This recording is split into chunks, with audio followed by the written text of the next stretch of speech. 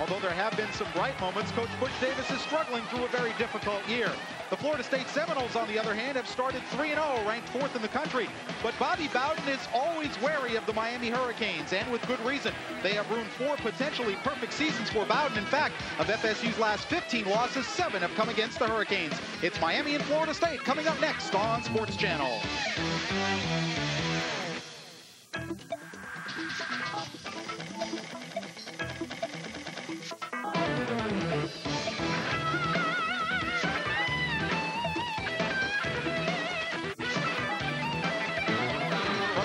Stadium in Tallahassee, Florida, Sports Channel presents Miami Hurricanes football. Tonight, the Hurricanes take on interstate rival and the 4th-ranked team in the country, the Florida State Seminoles. Hi, everybody. I'm Frank Fort. I'll be telling you what's happening on the field. My partner, John Kangemi, will tell you why. John, certainly this is a game that doesn't live up to the rivalry it normally does, but strange things sometimes happen when Miami plays Florida State. What Miami's concerned about right now is that Florida State is throwing the ball all over the yard, and they have the 2 best receivers that certainly the Hurricanes will face all year. Yeah, the sophomore sensation for Florida State has been Peter Warrick. Already has 17 catches for 350 yards and 4 touchdowns, Frank. He has a long of 80 yards. This guy can make it happen on the outside, and he's complemented by a senior on the other side, E.G. Green. He has 11 catches for over 250 yards and 2 touchdowns. So outside for Florida State, they have to know where these 2 players are in the Miami secondary. If not, it could be a track meet today. And the first pass E.G. Green catches today will set a Florida State record of 31 consecutive games with at least 1 reception. Well, we're talking about the Florida State receivers. John, that puts his pressure squarely on Miami's secondary and their best cover guy, Dwayne Starks. Well, Dwayne has to live up to his billing today. He has to be the best player in that secondary for Miami. And if he's going to go to the next level, this is a great test for him. He has 2 wide receivers for Florida State that can run, that can jump, and that can fly and be a game breaker. So Dwayne has to come up and play big for that secondary. Miami's best offensive weapon so far this season has been the sophomore tailback Edgerrin James. 2 games over 100 yards. The question is, can the line open some holes for him? Edgerrin's been productive. He's averaging over 5 yards per carry, but there's really nowhere to run in the last couple of weeks against Pitt and Arizona State and West Virginia, sort of scattering in the backfield. That offensive line needs to be productive in front of him, generate some holes so Edgerrin can go north and south instead of east and west. Well, a couple of senior quarterbacks in this matchup today. Ryan Clement for the Hurricanes, who has taken his lumps with a whole bunch of sacks, and Thad Busby for the Seminoles. And as I said before, the Seminoles are putting the ball in his hands and turning him loose. Well, Busby finally has the buy-in from his coaching staff. I think they finally believe in the senior quarterback, and it's shown. He's thrown for over 900 yards early in this season. On the other side, Ryan Clement, frustrated again last week, needs to depend on his freshman wide receivers and blitz adjustments against man-to-man coverage that he's going to face against Florida State today. And so far, Ryan's 2 touchdown passes have both come to his fullback, Carlo Joseph. A tight end or a wide receiver has yet to catch a touchdown pass for Miami this year from a quarterback on a play from scrimmage. Well, we'll be back with the opening kickoff of today's game from Doak Campbell Stadium. It's the Hurricanes and the Seminoles coming up next on Sports Channel.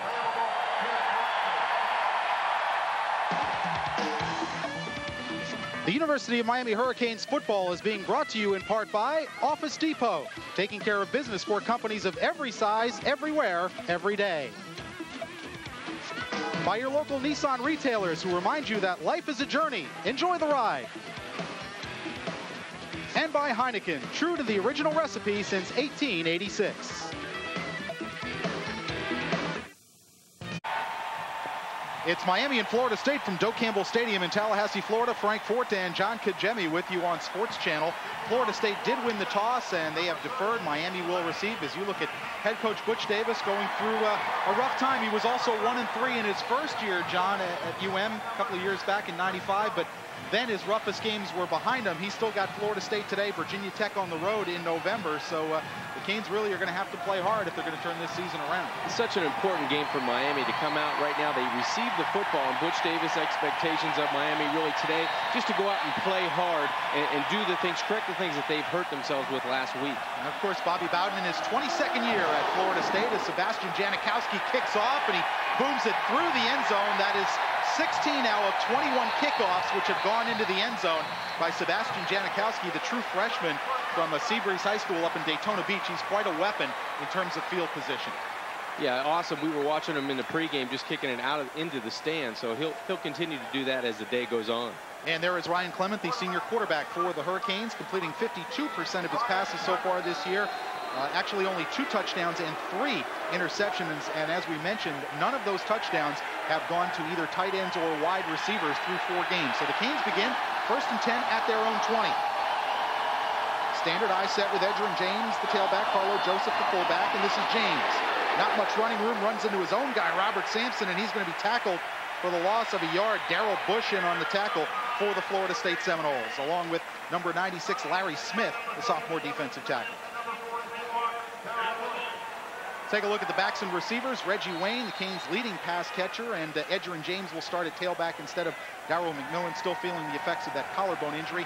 On the offensive line, Robert Sampson moves from guard to tackle, replacing Yaqub Abdul-Mateen, who is under a 1-game suspension for missing too many classes. Second and a long 10. Fumble on the exchange between Clement and James.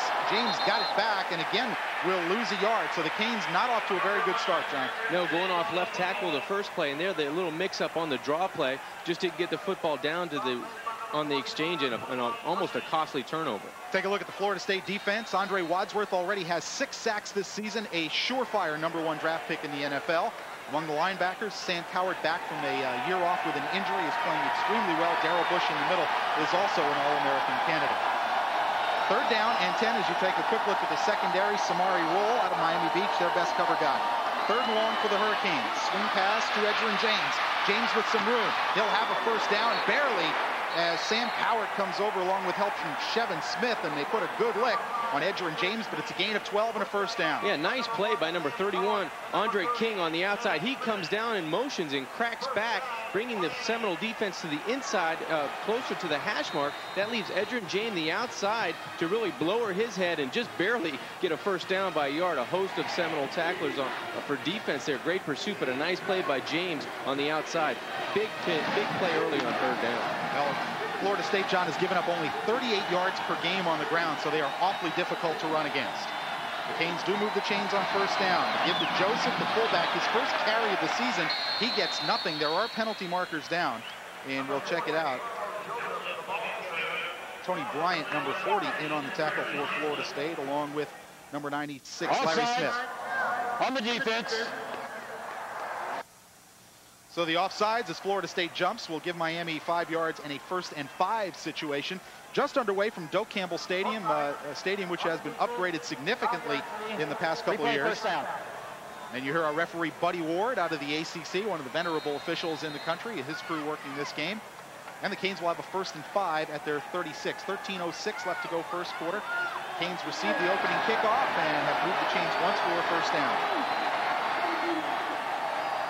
Go with the double tight end set. And they give to James Jackson a tailback. He gets a couple of yards out of it. Number 45, Lamont Green out of Miami Southridge High School, the 6'3", 230 junior, making the tackle. It's clearly evident that Miami wants to run the football early in this game. They've done it on 1st down on both occasions. They really want to see how that offensive line for the University of Miami, how they can come out and play. You really can't test them if you're going to try to throw the football. Let them go ahead and attack the Seminoles on defense and get a little bit game weary that way, instead of being passive and always pass protecting for the downfield ball. James Jackson picked up 2 on the last play. It's 2nd and 3 for the Canes. Chris Jones, a tight end in motion, delayed give off. Jackson could not get away from number 40, Tony Bryant. The junior out of Marathon, Florida, brings down James Jackson for a significant 5-yard loss. Great play by Bryant in the backfield. Does a nice job. Really nowhere to run for Jackson. He was hit immediately, probably 3 or 4 yards in the backfield. Has to cut. Wants to go off right tackle. Has to cut back. But nice play by the Seminoles defense that time, bringing up another big 3rd down play. Well, that is the question. Miami's offensive line, of course, hurt by the loss of Richard Mercier. Yaqub Abdul-Mateen suspended for a game, although he wasn't playing that well. You've got a lot of inexperience on that front line right now. Ty Wise and Robert Sampson on the left side. 3rd down, and now 8 for the Hurricanes, and whistles blow, and we had some movement along the offensive front, and this could cost Miami 5 yards. Seminoles showing pressure up front on 3rd down and 8. Looks like they'll come with that again after they step off the penalty on Miami. Movement prior to the snap on the offense. Well, that'll cost Miami 5, and it'll bring up a 3rd and about 13. And John, teams, you know, have been blitzing the heck out of Miami. Arizona State did it, Pittsburgh did it, West Virginia did it, and the Canes have not done a real good job of handling it. In fact, they've surrendered 14 sacks on the season through 4 games. Well, not only blitzing, but pressuring outside. I look for Florida State all day long to really pressure the outside receivers with bump and run coverage. Remember, you have a lot of youth outside from Miami. See how they can work against the pressure outside on the corner. On 3rd and long, Miami will be conservative and give it to James Jackson, trying to get to the outside. Dexter Jackson and Tay Cody run him down after a gain of only a couple of yards. That'll bring up a 4th down punting situation. Yeah, well, very conservative by Miami, trying to go off the left side. James Jackson, you see him disappointed, really nowhere to run on the outside. Miami brings their punting unit out to kick it back to Florida State. And that will mean Andy Crossland goes back. Peter Warwick, number 9, back to receive for Florida State. Warwick running up on it, lets it hit, and it takes a good bounce for Miami and will roll inside the Florida State 20-yard line, dead at the 19. That's where the Seminoles will have their first possession with 10:41 left to go in the first quarter here at Doak Campbell Stadium. It's Miami nothing and Florida State nothing. I think that punt that time, Frank, was affected by the wind. Miami punting into the wind, really coming back, and Warwick really couldn't come up to field the punt. Miami benefits going down inside the 20-yard line. That ball probably hit around the 35-yard line, Frank. You see very dangerous play by the Seminole returner that time. Warwick coming up. Lucky the ball didn't hit him in the leg. Miami was in great shape to get the football, but then again, they did benefit from a nice bounce. Turns out to be a 50-yard punt from Andy Crossland, who's averaging 40.4 with a 36.2 net, so that will help. We'll take a break here at Doak Campbell Stadium. We'll be right back. It's scoreless between the Seminoles and the Canes here on Sports Channel. 10:41 left to go, first quarter at Doak Campbell Stadium in Tallahassee, Florida, the state capital of the Sunshine State, as Florida State will have their first possession, and Thad Busby brings them up to the line of scrimmage, and Florida State goes with 3 wideouts on first down. Dee Feaster, the lone running back, in the shotgun along with Thad Busby. And the give is to Feaster. Feaster up across the 20, picks up about close to 5 yards before the Hurricane defense closes in. Michael Smith, along with help from Denny Fortney, makes the tackle. Let's take a look at the backs and receivers. E.G. Green, Peter Warwick, some great wide receivers. They start with the 3 wide receiver set, and now they'll go in the hurry-up offense, the no huddle on second down from the 24-yard line. Busby with rollout action. Busby deep downfield and throws it too low, going for E.G. Green along the Miami sideline. That'll bring up a 3rd and about 5 for Florida State. E.G. Green with 30 straight games with a reception. He catches one today, and that'll set a new Florida State record. Again, FSU goes with the hurry-up, the no-huddle, 3 wide receivers, and again, Feaster the only running back. Robertius Coles in the game at wide receiver. He is set to the bottom of your screen. Double wideouts to the top. On 3rd down, Busby again to throw. Moves out of the pocket, throws low, complete to Peter Warwick, and now they say incomplete. The officials wave off the catch. He may have been short of the first down anyway, so Florida State will have a 3 and out on their first possession. If Florida State comes with the no huddle, they're trying to move the pocket a little bit on second down. This time, Busby drifts to his right and tries to find his receiver down the field, Peter Warwick, but an incomplete pass and a really surprising start for Florida State. I thought they may try to come out and pound it a little bit at Miami. Cottrell into punt for Florida State. Dwayne Stark stands back at the Miami 35-yard line. Keith Cottrell standing at his 9. Snap is good, gets it away. Low kick, Starks running up, takes it at the 41. Dwayne cuts back near midfield, tackled right there at the 47-yard line, and Miami will start 1st and 10 from their own 47. Number 29, Tommy Poley, a linebacker, freshman out of Baltimore, Maryland, making the special teams tackle. A 5-yard return for Dwayne Starks, make it 6 yards as they put it up closer to the 48-yard line, and the Canes will have 1st and 10 with 9:57 left to go here in the first quarter. Frank, you have to be happy if you're Miami right now. They win the battle of field position. They get their second possession close to the 50-yard line, and their defense comes out 3 plays and out. You have to want that if you're a Miami fan and on the sidelines. Get the football back with great field position. Try to limit the yards you have to go to score. You see Miami has won 23 of the 40 meetings between these two schools. On first down, play action fake. Clement under pressure from Wadsworth.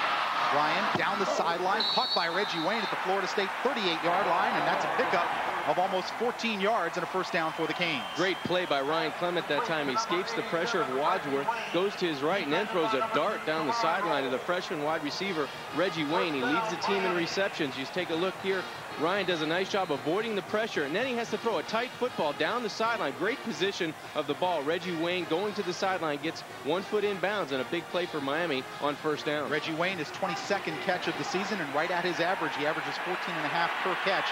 That was good for 14. First down for the Canes. Tight end Chris Jones in motion. Counter play to James. James with some room to the 35. Good cutback. And gets inside the 33-yard line before he's dropped by Dexter Jackson, along with help from Lamont Green and Tay Cody. But that's a good gain on first down, picked up almost 7. Yeah, nice job that time by Edrin. He got down the football field before he moved to east and west and made somebody miss. That's what he needs to do. Really explosive in the backfield. No one touches him in the backfield. He uses his speed now to go north and south. But take a look at the move now. He puts on Green on the outside. Does a nice job on Lamont. Makes him miss and then gets a couple extra yards. Good play on first down for Miami.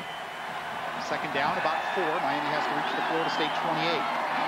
Edrin James again with the football, ducked under Sam Cowart, but Cowart made the tackle along with Lamont Green once again, and they held that to a gain of perhaps a half yard. They'll bring up an important 3rd and a long 3 for the Canes. Well, Florida State definitely has the advantage up front today with Miami starting Sampson at left tackle and Ty Wise, number 64, at left guard. But Miami's done a good job of trying to control that pursuit up front for Florida State. They have to convert now on 3rd down with the ball close to the 30-yard line. Florida State has 16 sacks through 3 games this season, so they're averaging over 5 sacks a game. We do have a timeout on the field with 8 minutes, 42 seconds left to go first quarter. It's Miami nothing, Florida State nothing. We'll continue from Doak Campbell Stadium here on Sports Channel right after these messages. 8:42 remaining first quarter at Doak Campbell Stadium in Tallahassee, where Miami and Florida State are scoreless 0-0.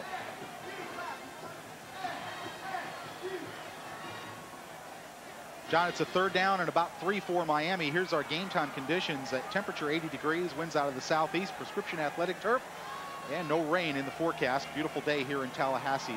The Canes so far, their incursion into Florida State territory here, but they've got to convert. A first down here would be big, but you look at them in the red zone, and the red zone is where they've had problems this year. Butch Davis trying to figure out some answers because they've gone backwards once they've reached the red zone a lot. Well, they definitely have to take advantage of the field position they got on the punt. They got it around the 50-yard line. Now they've moved the football close to 30 yards. Need to convert on 3rd down here when they have their opportunities. Here comes pressure from Florida State. 3 wide receivers in the formation. They rush 4. Clement with the rollout. Goes for Magic Benton and overthrows as the pressure was put on by Sam Cowart, senior linebacker from Jacksonville. And Ryan Clement slow to get up. He took a shot in the ribs and still down on the field. Yeah, Ryan did take a shot, and the bad thing was that Sam Cowart landed on Ryan Clement. It looked like his shoulder. He's in a lot of pain right now. The problem with that 3rd down play was at the line of scrimmage outside. The cornerbacks of Florida State did not let the Miami receivers get off the football. A lot of bumping outside. Magic Benton didn't get off the football. And as a result, Ryan Clement had to hold on to the ball a little bit longer than he wanted to. Ryan gets up now and walks off the field, but that was the problem on the outside. A lot of bumping on the line of scrimmage by Florida State, and that'll continue to happen until Miami can prove they can get off the bump and run. Well, Ryan's had some lower back problems, and that certainly won't help him. A good shot by Sam Cowart, a clean shot. He got it and he took it. And Clement a little bit slow getting up. It's 4th down for Miami. Scott Covington in the game at quarterback. Canes a little too far for the field goal, too close to punt, so they're going to go from the Florida State 32-yard line. Late coming into the game, Edrin James. Motion from Magic Benton. Covington will throw it. Pass batted down at the line of scrimmage, incomplete.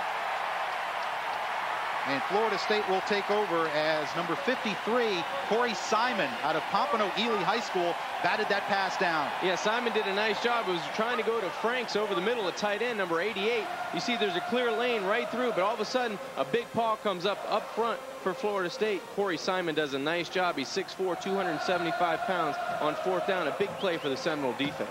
Corey Simon, very highly recruited player out of Pompano Beach Ely High School. Good football program down there. So the Noles will again take over and again go with 3 wideouts and the shotgun on first down from their 32. Dee Feaster, the running back, along with Busby in the shotgun. Busby's pass tipped at the line of scrimmage, falls incomplete at the 40-yard line. Looked like he almost hit one of his own linemen with that, John. Yeah, it really did. Nice job up front by Chad Pegues, number 94. Looked like he was the one that was involved trying to get his hand up. But Florida State again will go with the no huddle, trying to wear Miami's defense out early in the first quarter. Damian Lewis did not start the game. Miami's standout freshman defensive tackle. He has a turned ankle, but he is in there right now on a 2nd and 10. And again, whistles and a penalty flag thrown. This may be an illegal substitution on the Hurricanes. They put in about half a new defensive package. Substitution infraction on the defense. Well, that'll cost the Canes 5 yards. And John, that's not the first time we've seen that. Some confusion on the Miami sideline with the personnel group. Well, there was confusion on that 4th down with Miami's offense. Now you see 2nd down, and it adds to the confusion that Florida State's going with this no huddle offense, getting personnel in and out. Right now, Miami's going to have to stay base and try to match up with Florida State's weapons on the outside. 2nd and 5 for Florida State, again out of the shotgun from their own 37. Busby under no pressure, fires it wide to Lavernius Coles, complete at the 45-yard line, and that's good for a 1st down for the Seminoles. Well, Busby knew where he was going with the football right away, saw man coverage on the outside, and goes to Coles, number 7. Coles has 6 catches for 128 yards on the season. Nice throw on the outside, plenty of room on number 23, Dwayne Starks, for the completion. 1st and 10 Seminoles, their initial 1st down of the game. They're at their own 45-yard line, again out of the shotgun. The 3 wideouts. Hand off to Feaster. Feaster across midfield. Denny Fortney making the tackle along with Dwayne Starks. A pickup of 6 on 1st down for Florida State. Take another look at it. Yeah, nice mix-up by spreading the offense out, and then he just goes to Feaster on the draw play. Nice job by the offensive line, getting a body on a body, a big man on a big man, separating some holes out there, and Feaster picks his way through for a 5-yard gain. Good block by Donald Heaven out of Miami Carroll City High School as he tied up Damian Lewis. On 2nd down, Feaster again with the football in a big hole. Cuts back at the Miami 40. Delvin Brown making the tackle along with Dwayne Starks at the 39. But again, Florida State moving the football now as they are inside Miami territory. Feaster, a lot of room off the right side. They go off of their best player, Trey Thomas, on the outside, number 7. He just comes down and just a lot of room to run. Miami, you see Denny Fortney trying to catch from behind, but a nice job by offensive front of Florida State that time. 1st down for the Seminoles. 7:36 left to go 1st quarter. Frank Morton, John Congemi with you on Sports Channel. The Seminoles have yet to go to an offensive huddle in their first 2 possessions. Again, Feaster falls, kept his balance, but they blew the whistle. His knee hit back at the 41-yard line of the Hurricanes, and that's a loss of 2 on 1st down. So a break for Miami as Feaster simply lost his footing. Yeah, big break because there was another big hole off the right side for Florida State. Feaster that time just tripped on his own feet. But a big opportunity for Miami. Now let's see if they can capitalize on 2nd and 12. You have to stop Florida State. Miami really needs to create a turnover and keep Florida State off the scoreboard first. Feaster only 24 carries for 84 yards coming into the game, a 3.5-yard average.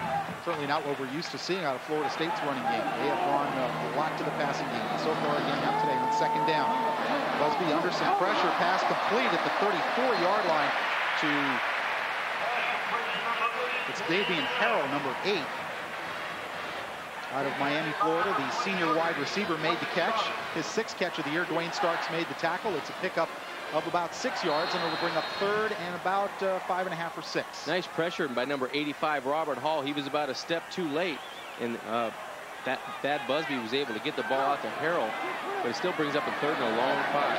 35, again out of the shotgun. Busby again to the outside, again to Harrell as he turned Dwayne Starks around, and Harrell has a Florida State 1st down at the Miami 21-yard line. It looked like a little push-off that time by Harrell because number 23, Dwayne Starks, had the play ready. He was in great position, but Harrell uses his hands on the outside to create separation. That looked like a little pass interference offensively, but a no call and a nice athletic play on the outside by Harrell brings the ball down to the 21-yard line. Damian Harrell, not the guy that Miami expected to hurt them. You're looking for Warwick or you're looking for E.G. Green, but Harrell making a couple of catches out of the 3 wide-out formation.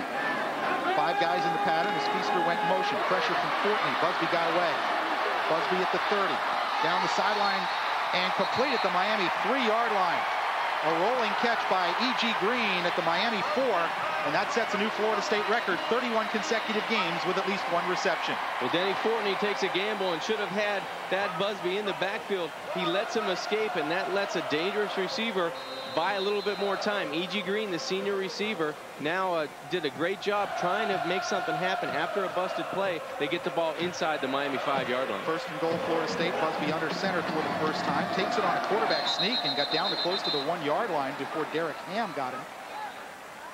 But Busby thought he saw an opening there and just went on the snap count. Yeah, I don't even know if that was a snap count. That might have been a silent count. And Busby, the back, there's no back, so Miami really separates down the middle of the football field, and he takes advantage and goes ahead for about a 3-yard gain. Got just inside the 2. Second down, Busby again. This time he's stacked up, and he's going to be thrown back.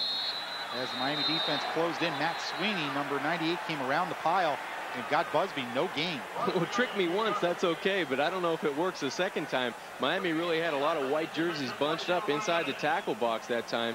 And really no room. You see number 94, Chad Pegues, and a lot of other, Michael Smith on the inside, and Denny and Ham. You see Derek Ham coming in, number 71. So I like the play on first down, but maybe not the call on second down. In fact, he lost about a half a yard back to the 2-yard line. It'll bring up third and goal for the Seminoles. 4 minutes, 36 seconds left to go first quarter. The clock moving here at Doak Campbell Stadium. So far, we are scoreless. Florida State with a threat here on third and goal. Boy, Miami really needs to hold Florida State to a field goal opportunity. Looks like Florida State a little confused on their side of the ball this time. They take a timeout. Thad Busby signals for the timeout. He'll go over and discuss it with head coach Bobby Bowden. One of the great guys in college football. Always a pleasure to talk to Bobby. So a timeout with 4:27 left to go in the first quarter here at Doak Campbell Stadium. John, Florida State getting some good mileage out of the no huddle.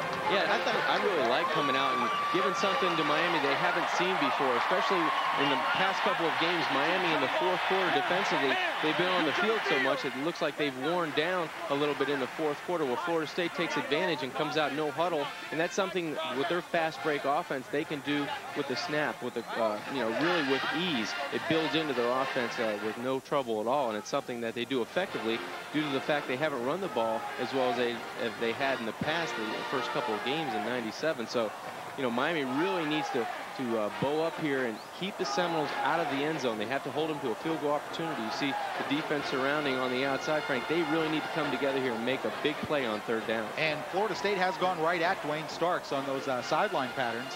Of course, but Miami only with 5 or 6 sacks on. It's 6 officially. We'll talk a lot more about that in a moment. We're going to take a break at Doak Campbell Stadium. 4:27 left to go first quarter. Canes and Florida State scoreless for the time being. Hey, tickets. They're not just any tickets, they're Hurricane football tickets. Do you know what that means? Well, It means wide open offense, swarming defense, full throttle college football at the Orange Bowl, with tailgate parties, the band of the hour, the cheerleaders, and of course, Sebastian the Ibis. wow. And what a great price. We're there. But who's this Sebastian guy? Where are you going to be October 25th? Canes versus Temple at the Orange Bowl. Hey, Heineken's giving away season tickets to one of Florida's NFL teams. No. Yeah, get this. I went down to my local participating Heineken retailer, checked out the contest display, snagged an entry form, and now all I gotta do is watch Sunday Morning NFL on Sports Channel, and I can win tickets to an upcoming game. No. Yeah, and get this. If my team runs back the opening or halftime kickoff, I win season tickets for 1998. No. Yeah. Hey, you want a Heineken? Yeah. See your local participating Heineken retailer for contest rules and regulations. As we return to Doak Campbell Stadium, it's third and goal for Florida State at the Miami 2-yard line. The game's scoreless so far. High formation in the backfield. Dee Feaster is the tailback. And it's Dee Feaster with the pitch. Feaster bounces to the outside, and Feaster has the end zone. Dee Feaster experiencing the joy of 6, and Florida State is on the board first. Nice job at the point of attack. Really, Florida State pins Miami to the inside, and then a nice block outside by E.G. Green on Dwayne Starks. Looked like the matchup was set up for a fade route, but E.G. Green, he's caught a few balls already. He does a nice job on the corner, really pinning Dwayne Starks and giving Feaster the corner for the touchdown. You take a look right at the top of your screen. You see E.G. Green almost tackling Dwayne Starks. He had his left arm around him, but no call on the outside. It's Florida State 6-0. And as we line up for the conversion, timeout is called as a fan runs on the field. And right into the arms of a Florida State trooper. Not a good place to run. Number 43, Bill Gramatica, will line up for the conversion. Gramatica 9 of 10 on the conversions this season. Freshman out of LaBelle, Florida. And Gramatica puts it up and good. And with 4 minutes, 22 seconds left to go first quarter. Here in Tallahassee, it's Florida State 7 and the Hurricanes nothing.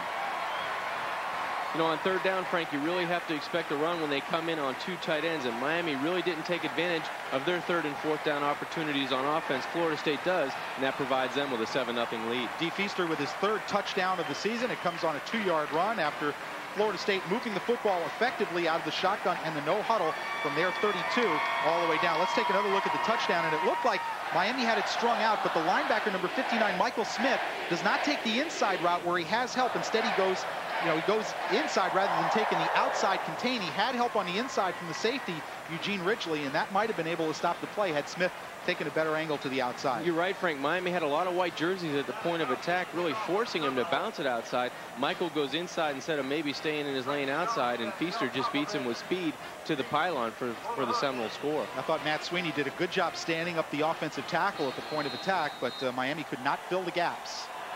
And again, Sebastian Janikowski will kick off with Trent Jones and Jeff Popovich standing deep. And as has become his custom, Janikowski puts it in the end zone, but Trent Jones will take it 3 yards deep. Jones, with not much room, gets just across the 18-yard line, and Florida State special teams closing in on him and making the play. Number 49, Bobby Rhodes, backup linebacker from Eustis, Florida. Also Theon Rackley, another backup linebacker, to make the tackle. So Miami will start 1st and 10, just shy of their 20-yard line. Here's the scoring drive. Florida State moving at 68 yards, 11 plays, 4 minutes and 2 seconds off the clock. And Feaster, it should be a 2-yard touchdown run. He swept the right side and got the corner of the end zone. So Miami takes over 1st and 10 at their 19-yard line and looking to do some damage offensively.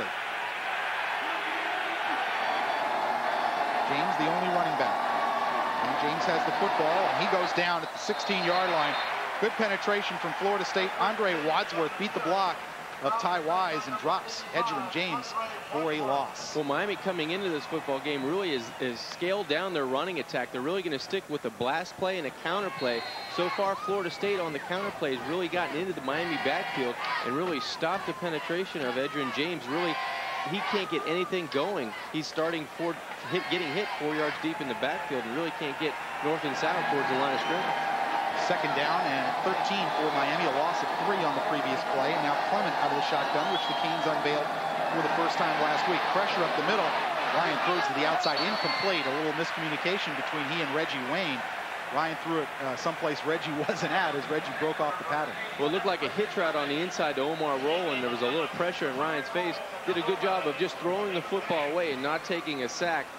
Florida State coming up with pressure defense again on the outside. Just one guy in the middle of the field, Dexter Jackson, number 11. Look for Miami if they can provide enough time up front for somebody to take advantage of that on the outside. Look for Reggie Wayne to take the middle of the football field if they do that again. Miami with just 29 yards in offense so far in this game, only 2 rushing. 3rd and 13 for Miami. Clement to the outside, completed the 20 to Reggie Wayne, tackled well short of the first down. Samari Roll had the coverage, but it's a gain of only 4, and Miami will be forced to kick with 3:22 left to go in the first quarter. That's exactly what Florida State was giving Ryan Clement in the offense. They had Reggie Wayne on a little short pattern going outside, and then they had a corner route behind it. Ryan didn't like the downfield route, came off and dumped it to Reggie Wayne. It's a positive play, but Florida State will gladly give that up. Oh, Crossland bobbled the snap, and he's going to be tackled back at the Miami 7-yard line. A critical mistake by Andy Crossland, and he is down as he just bobbled what was a good snap.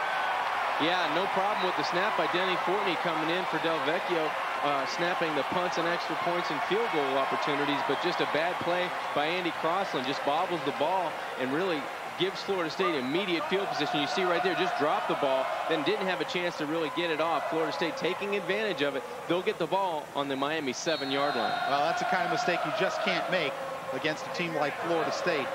Coley was in there along with help from Brian Allen, a backup linebacker, to make sure that Crossland did no damage. Double tight end I formation. Gets back to Davey Ford. Davey bounces outside and gets down to close to the 2-yard line. Nate Brooks hanging onto his ankles. Then Damian Lewis and Dan Morgan came in to help to pick up a close to 5 on 1st down. Yeah, tough position for the Miami defense right now. They get 1st and goal on the 7. You see number 92, Damian Lewis, and number 44, Dan Morgan, trying to scrape outside to prevent Florida State from getting on the scoreboard again. Nice play also by Eugene Ridgely, number 29. He was the first guy to make contact. Second down and goal for Florida State. The ball between Miami's 2- and 3-yard line. Davey Ford out of Cardinal Newman in West Palm Beach. Freshman running back. Khalid Abdullah, the fullback. Ford, the tailback. And again, the pitch to Ford. Ford trips over his blocker, Melvin Pearsall, and goes down at the 5-yard line. Rod Mack and Michael Smith there to cover him, but a loss of 3. And a good play by the Miami defense as they force Melvin Pearsall back into the path of the football runner. Yeah, nice job scraping off on the outside. Miami really trying to stretch that toss sweep out and give their linebackers a chance to fill those holes. You see right there, number 51, Rod Mack, in great position. Even if Davey doesn't lose his footing, Ford would have been tackled in the middle of the football field by Rod Mack. Had nice position, had nice inside-outside position on the running back. Denny Fortney did a good job pushing the blockers into the path of the runner on 3rd and goal. Fake delay. Busby to the end zone. Touchdown. E.G. Green beating Nate Brooks into the corner, and Florida State now with a 2-touchdown lead with 1:52 to go in the first quarter. Yeah, Florida State makes it look too easy on Miami's defense that time. Just a little play action in the backfield. The fullback goes short in the flat, and E.G. Green works his magic to the back of the end zone, beating Nate Brooks for the score. 3rd touchdown of the year for E.G. Green, the 5'11", 190 senior out of Fort Walton Beach. And Bill Grammatica on to attempt the conversion. Well, when you put the other team on the 7-yard line with a first down, there's really not a lot of defense can do. Snap a little bit low. Grammatica's kick was blocked into the line of scrimmage, so it is no good. The snap was low, and the holder, Marcus Outzen, the reserve quarterback, had trouble setting it up, and it looked like Denny Fortney got in there to block it, so it stays 13-0 Florida State with 1:52 left to go in the first quarter. So a small victory for Miami on the extra point, but John, this is the one thing they couldn't afford to do, is get down early to a Florida State team. You're right. Florida State ranked 4th in the nation. They come in. E.G. Green makes a nice block on the first touchdown run by Feaster. This time he just runs an inside corner route and a nice touch pass by Thad Busby to the back of the end zone. Just a little counter fake. Busby looks to the flat first, sets his feet, and then just throws the ball to the corner of the end zone. Clearly wide open is E.G. Green on Nate Brooks, and just an inside corner route. Really, Brooks bites on the inside post on the slant play, and a nice touch pass on the outside by the Seminole offense. Thad Busby, who is the senior quarterback out of Pace, and you see the extra point being blocked by Miami. And it was either Dwayne Starks or Fortney. Starks coming from the outside, Fortney on the inside. And Sebastian Janikowski will kick it off for Florida State. They lead it 13-0 to the Seminoles. Ball fell off the tee, so Janikowski will re-tee it. Trent Jones and Jeff Popovich back to receive for Miami. Well, the Canes have been in Florida State territory, but they have not been able to push it any further than the FSU 32-yard line. When the game was 0-0, they missed on 4th down. They went for it on 4th and 4. And then Florida State responded with a touchdown drive, and then the bobbled snap by Andy Crossland on the punt. And that set up FSU at the 7-yard line. Bouncing kickoff taken by Jones at the 2. Trent to the 20 and no farther. Theon Rackley again on the special teams tackle, along with number 29, Tommy Poley, who's in there again doing the job. Yeah, Tommy Poley very active on special teams for Florida State. That time, his 2nd tackle on special team play. Well, Miami starts 1st and 10 from their 21-yard line, and just, John, imperative that they get something going offensively.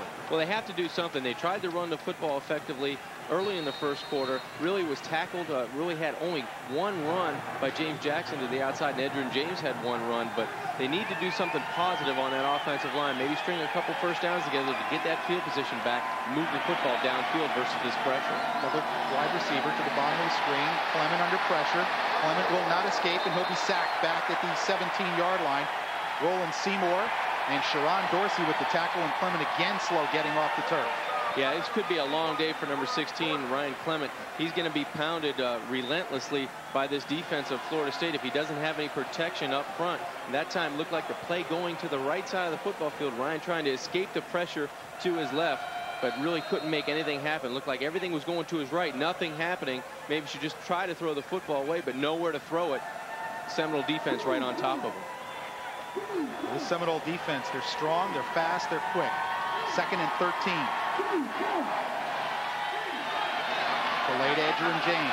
Can't get away from Coward. Did get a yard or 2 out of the play, but Sam Coward coming up and making the play on the delay. It almost looks like Florida State playing with 22 guys on defense. They're everywhere right now, and all you see is Garnett and Gold trying to prevent Miami from getting a running attack, and it brings up another 3rd and long. Well, let's be honest about it, John. Miami's offensive line, somewhat in a state of disarray, and really it has been since Richard Mercier went out at the end of the first game with the knee injury at Baylor. Yeah, it's definitely a costly injury in their first game, and they really haven't gotten on track since. 3rd and 11. Clement out of the shotgun. Throwing deep down the field, going for Magic Benton. That is almost intercepted by Samari Roll at the Florida State 45-yard line. Roll had excellent position, and that was sort of a just throw it up and hope Magic can make a play. Yeah, that's all it was. Just try to get it up high and let Magic go up for the football. But Samari Roll, as you said, in perfect defensive position on the outside for Florida State. That's going to force Miami to punt the football back. Florida State should get great field position. Andy Crossland stands inside his 5. Peter Warwick at the Florida State 45.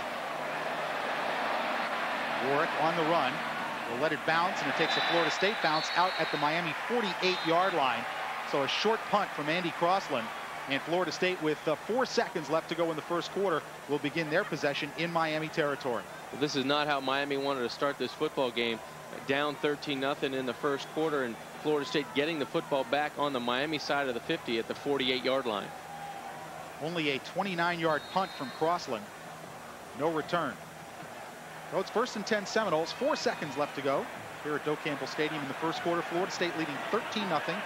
A D. Feaster 2-yard touchdown run and a 5-yard touchdown pass from Thad Busby to E.G. Green. Davey Ford in the I formation as the tailback. Busby will throw it on first down. Goes to his tight end Pearsall, complete to the Miami 40. Rod Mack and Michael Smith making the tackle, a pickup of 8 on first down, and that'll end the first quarter here at Doak Campbell Stadium. After 15 minutes of play, the 4th-ranked Florida State Seminoles lead the Miami Hurricanes 13-0. We'll continue with second quarter action here on Sports Channel right after this.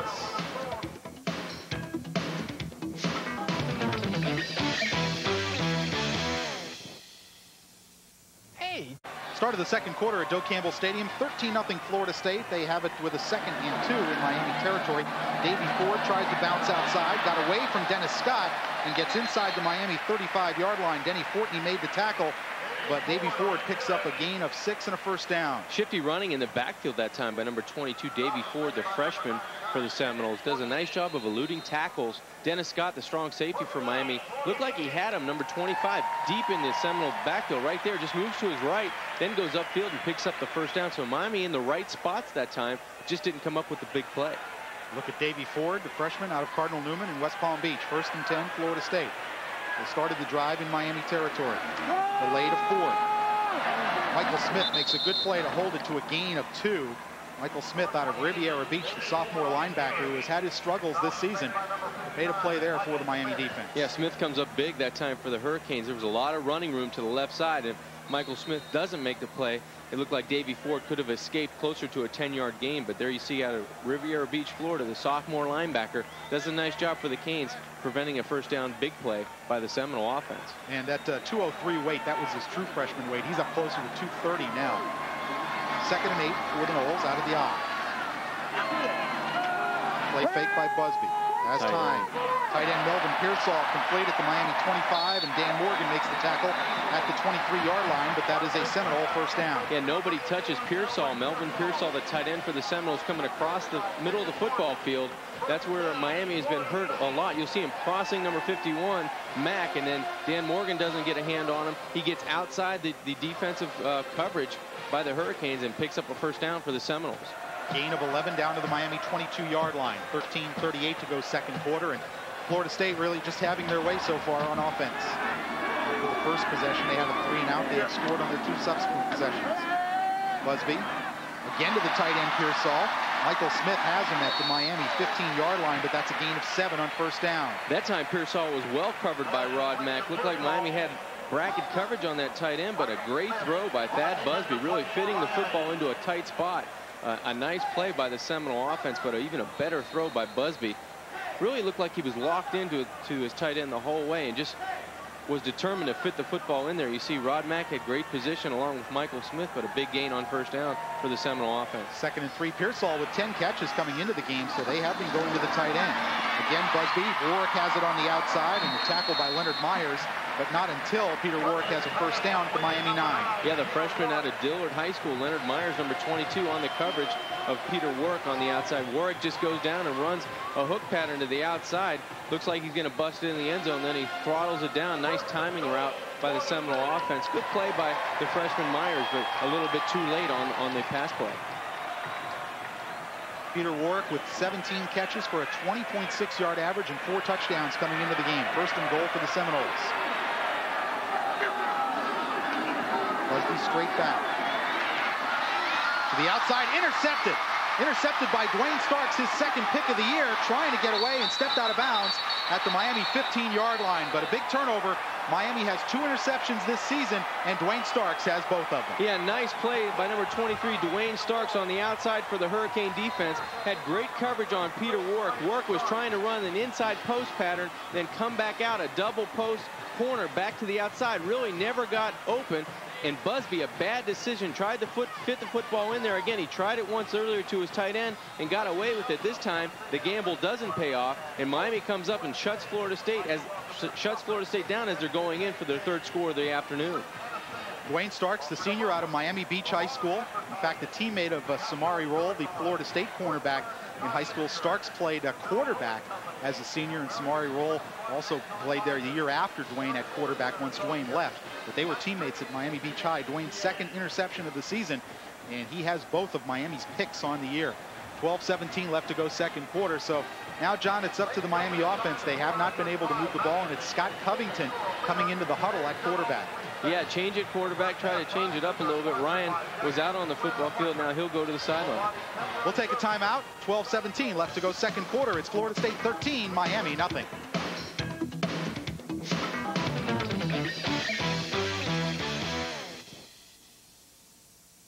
The Miami Dolphins are on the move, and it's time for Dolphins everywhere to unite. What better way to share in the excitement than by joining the official Miami Dolphin Club? Membership levels are designed for every fan. First, the Kids Club offers younger fans a chance to feel a part of the excitement. Then, there's the Aqua and Orange levels, offering an assortment of great gifts specially designed for the avid Dolphin. Finally, the family level lets the whole family enjoy the benefits of being a member. It's time to unite and share in the excitement. Join the Dolphin Club today. There's a new team in Florida. Sports Channel Florida and CNNSI are joining forces to bring you the most complete sports coverage available. Sports Channel's full schedule of live professional and amateur Florida sports combined with CNNSI's sports news coverage create the perfect complement for you, the Florida sports fan. A leader in Florida sports is now offering the world of sports through CNNSI, the Sports News Network. Sports Channel is 100% pure Florida sports.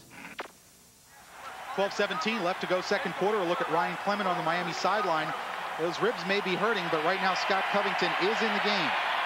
They give to Edgerrin James. Runs into a blocker. James gets away and will pick up 3. Theon Rackley on the tackle along with Derek Gibson, the true freshman safety out of Miami Killian High School. But again, you saw a Miami blocker driven 4 yards into the backfield. Yeah, that was Daniel Franks really getting driven back into the backfield, and that was all individual running that time by Edgerrin James. Really nowhere to run, and he'll go out of the game, Will Franks. And the starting tight end will come into the game, Jones, for Miami. Scott Covington into the game. We're not sure if this is because Ryan Clement is hurting or part of a normal rotation if Butch Davis wants to get Covington some snaps. Play action. Covington under pressure, overthrows Chris Jones at the 29-yard line. Dexter Jackson had the coverage, but you saw Covington picking himself up off the turf. Yeah, and these days, John, it's rare that a Miami quarterback doesn't get hit when he throws the ball. It's tough to stand in tall and throw the football without hitting the grass, and Larry Smith, number 96, the sophomore defensive tackle for the Seminoles, really let Scott have it on his pass play on 2nd down. Miami really can't get in the sync, can't run the ball effectively on 1st down, and really they're going to face a lot of 3rd and longs, I believe, in this football game. Miami with 30 yards of total offense so far. Florida State 114. 3rd and 7 for the Hurricanes. Ball just outside their 18-yard line. Fake to James. Covington under pressure. Walks it out, caught by Nick Williams across the 30, 35. And Nick Williams still going across to the 46-yard line before Darrell Bush and Dexter Jackson combined to make the tackle, but a 28-yard gain on the pass to Nick Williams. Yeah, man coverage. Nick Williams matched up against Darrell Bush to the outside. Darrell Bush had his head in the backfield a little too long, and Nick Williams got to the outside. This is a play that Miami has not been making. When someone's wide open, they'll either overthrow the receiver or someone will drop the football. But that time, number 30, Nick Williams, comes up with a great catch, a great over-the-shoulder catch, and keeps Miami's drive alive. See the size on the junior fullback, and he does have good hands. He is Miami's best pass catcher out of the backfield. First and 10, Canes at their 46. Covington almost handed it to a Florida State player who made penetration, and James is going to lose a yard. Sam Cowart and Samari Roll making the tackle, but boy, somebody just burst through there and almost took the handoff. It looked like Larry Smith was going to go the other way for a Seminole score on the handoff. You take a look right there, number 96 in the backfield. Really, the snap count, read the snap count perfectly, and James had nowhere to run the football. And also credit Darrell Bush, number 44, with a piece of that tackle. Look at that. I mean, that's not a good sign for Miami when the other defensive linemen are almost taking handoffs. It's a loss of a yard back to the 45. Second and 11 out of the shotgun, Covington. Pressure from Wadsworth. Pass complete to Reggie Wayne across midfield at the Florida State, well, call it midfield as the official marks it right there. Pickup of 6. It'll bring up a third and a long 5. Yeah, Reggie Wayne goes down the football field, secures the catch, gets a little bit back from the previous running play, and Scott really under duress again, but stood tall in the pocket, delivered the football outside. Miami has to convert these third downs. They've been successful throughout the season. They need to be big on third down today. Looked like Reggie Wayne might have a finger injury there. They're checking him on the sidelines. He's 3rd and 6 for the Canes right at midfield. Pressure defense from the Seminoles, going to have man-to-man coverage. Here they come, safety blitz, and Covington has no chance. He is sacked. Number 96 with the sack. Yeah, Larry Smith. And there is a penalty flag down at the Miami 46-yard line. Yeah, the punt team coming on the football field for Miami. Let's see what the officials will call. It looked like it was against Miami. An illegal formation on the offense.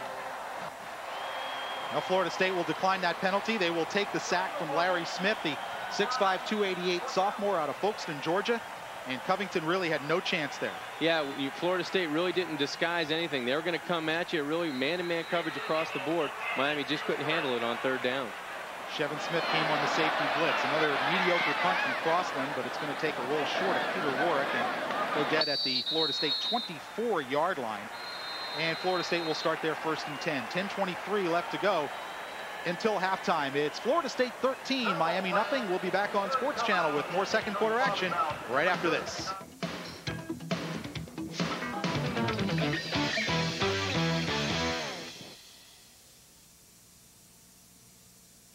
Hey, tickets. They're not just any tickets, they're Hurricane football tickets.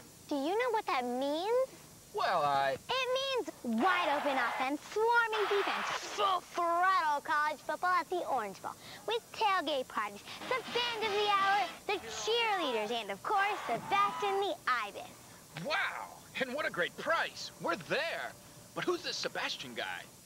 Where are you going to be October 25th? Canes versus Temple at the Orange Bowl. Hey, Heineken's giving away season tickets to one of Florida's NFL teams. No. Yeah, get this. I went down to my local participating Heineken retailer, checked out the contest display, snagged an entry form, and now all I gotta do is watch Sunday Morning NFL on Sports Channel, and I can win tickets to an upcoming game. No. Yeah, and get this. If my team runs back the opening or halftime kickoff, I win season tickets for 1998. No. Yeah. Hey, you want a Heineken? Yeah. See your local participating Heineken retailer for contest rules and regulations. 10:23 remaining second quarter here at Doak Campbell Stadium. The broadcast rights to today's telecast have been granted to Sports Channel Florida by ESPN Regional solely for the entertainment of our audience. Any reproduction, transmission, or other use of this program without the express written consent of ESPN Regional or Sports Channel Florida is prohibited. 10:23 remaining second quarter. Florida State with a couple of first quarter touchdowns, a Dee Feaster 2-yard touchdown run for Bobby Bowden. Thad Busby 5-yard touchdown pass to E.G. Green. The ensuing extra point was blocked by Miami, and that's where we stand 13-0. And Butch Davis is just trying to rally his defense to hang in the game because the offense hasn't done much. Yeah, Dwayne Starks really preventing Florida State to trying to get on the board the third time with a big interception, his second of the year. But Miami's defense has to come up huge again for this Hurricane team to stay in the ballgame. Fake pitch and the rollout from Busby. Pressure from Derek Ham. Busby deep down the sideline, and it is knocked away beautifully by Dwayne Starks at the Miami 43-yard line. Well, we just mentioned Dwayne Starks getting the interception. He comes up big. Just a great play. Davey Ford, they get the matchup they want that time. Davey Ford out of the backfield on Michael Smith, a linebacker on your tailback. You'll see Davey Ford. He fakes the pitch, but continues down the sideline. Thad Busby fakes going left and steps up, throws the football. The ball, a lot of air under the football. If he gets it a little sooner, they have a big play. The Seminoles do down their sideline, but a great defensive play by Dwayne Starks. Comes across the field and deflects the pass. 1 second and 10, again out of the eye. Busby with the rollout. Pressure coming. Busby down the middle, complete to Warwick at the 33-yard line. Dan Morgan making the tackle for the Hurricane defense. It's going to be about 1.5 yards shy of the first down. Well, that play was all Peter Warwick that time. He was a good 25 yards down the football field. He comes back to Thad Busby, and that makes the play. You'll take a look at the top of your screen. He's way down the football field. Watch him come back a good 5 yards into that hole. That's what good receivers do. They help their quarterbacks out. They'll go and attack the football before the defender can have any reaction to it. Boy, they gave him a kind spot. They put it up past the 34-yard line. I thought it was closer to the 32. And they're going to measure for a first down. They've got it. First down, Florida State. Give Warwick a gain of 10. And with 10 minutes and 6 seconds left to go in the second quarter, and the Seminoles leading by a score of 13-0, they will move the chains with the second down completion from Busby to Peter Warwick. A lot of action out of Davey Ford at the tailback position, although he now comes out of the game. Check that, Ford still in the backfield, and he is the lone running back as they go shotgun once again. With the triple wide receivers, does Florida State. Kevin Long, a good shotgun snap. Pass on the outside. Starks almost had it. E.G. Green, the intended receiver, and Dwayne Starks nearly had his second interception. Dwayne Starks really reading the quarterback that time. He didn't take the bite down the field. Watch his head. It's always watching the quarterback. Takes a look, and he knows what's coming. He sees it right in front of him, plants and steps up almost right in front of E.G. Green. That would have been an easy Miami score the other way, but Dwayne's starting to get a feel of where Thad Busby wants to go with the football. He's gambling, but he's picking the right cards right now, doing a good job on the corner for the Hurricanes. Second and 10, Florida State. Again, the three wideouts. Davey Ford, the running back, with Busby in the shotgun. Blitz coming. Dan Morgan with pressure. Pass complete to Warwick. Warwick across the 40 to the 42-yard line, and Damian Lewis, who backed out in the zone blitz scheme, covered him for the tackle. A pick up 6 yards. It'll be 3rd and 4 for Florida State. Nice play by Miami defense that time. You see Lewis, number 92. He drops off, as you said, in coverage, Frank. Fakes like he's rushing. He drops off to the middle of the football field. Really confused Thad Busby that time. Drops the football off to number 9, Peter Warwick.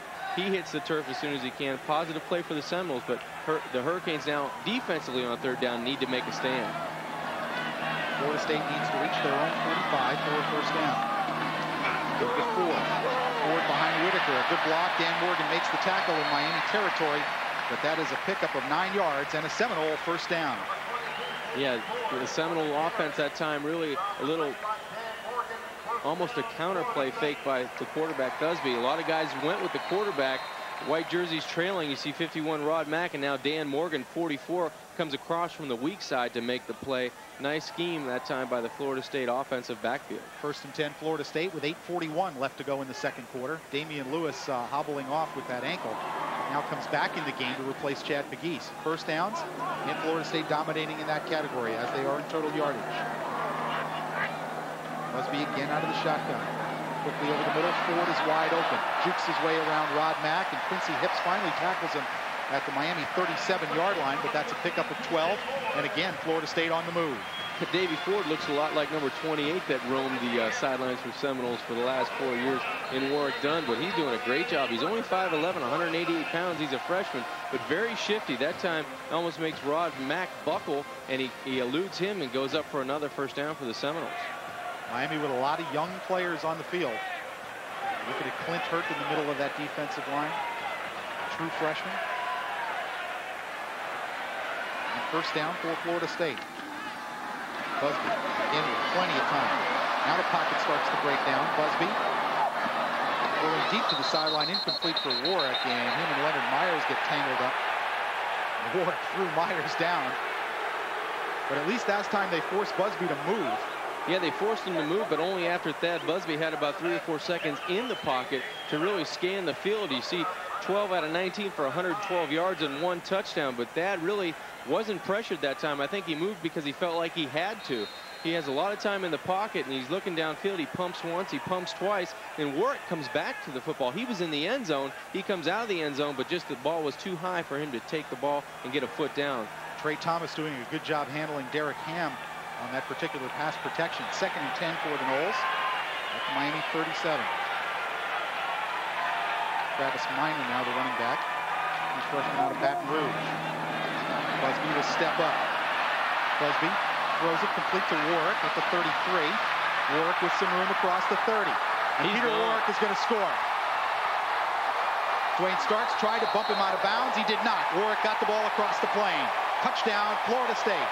Boy, credit Thad Busby for keeping the play alive, and then it's all athletic ability by Peter Warwick coming across the football field for the Seminole score. Just great plays by your quarterback and your flanker receiver, the sophomore.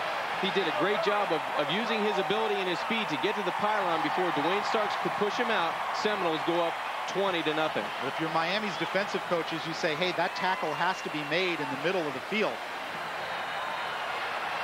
You're right, Frank. There was plenty of opportunity, a lot of white shirts in the middle of the football field, but that time just a superior play by Peter Warwick. Sometimes you're going to lose on defense. That time Peter Warwick really used his speed and agility to get to the outside for the Seminole touchdown. And Florida State calls a timeout. It looks like they're going to go for 2 after missing the extra point kick on their last touchdown.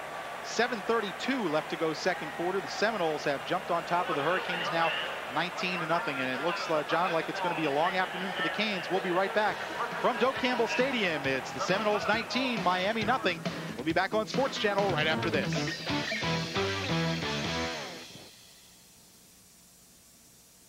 The Miami Dolphins are on the move, and it's time for Dolphins everywhere to unite. What better way to share in the excitement than by joining the official Miami Dolphin Club? Membership levels are designed for every fan.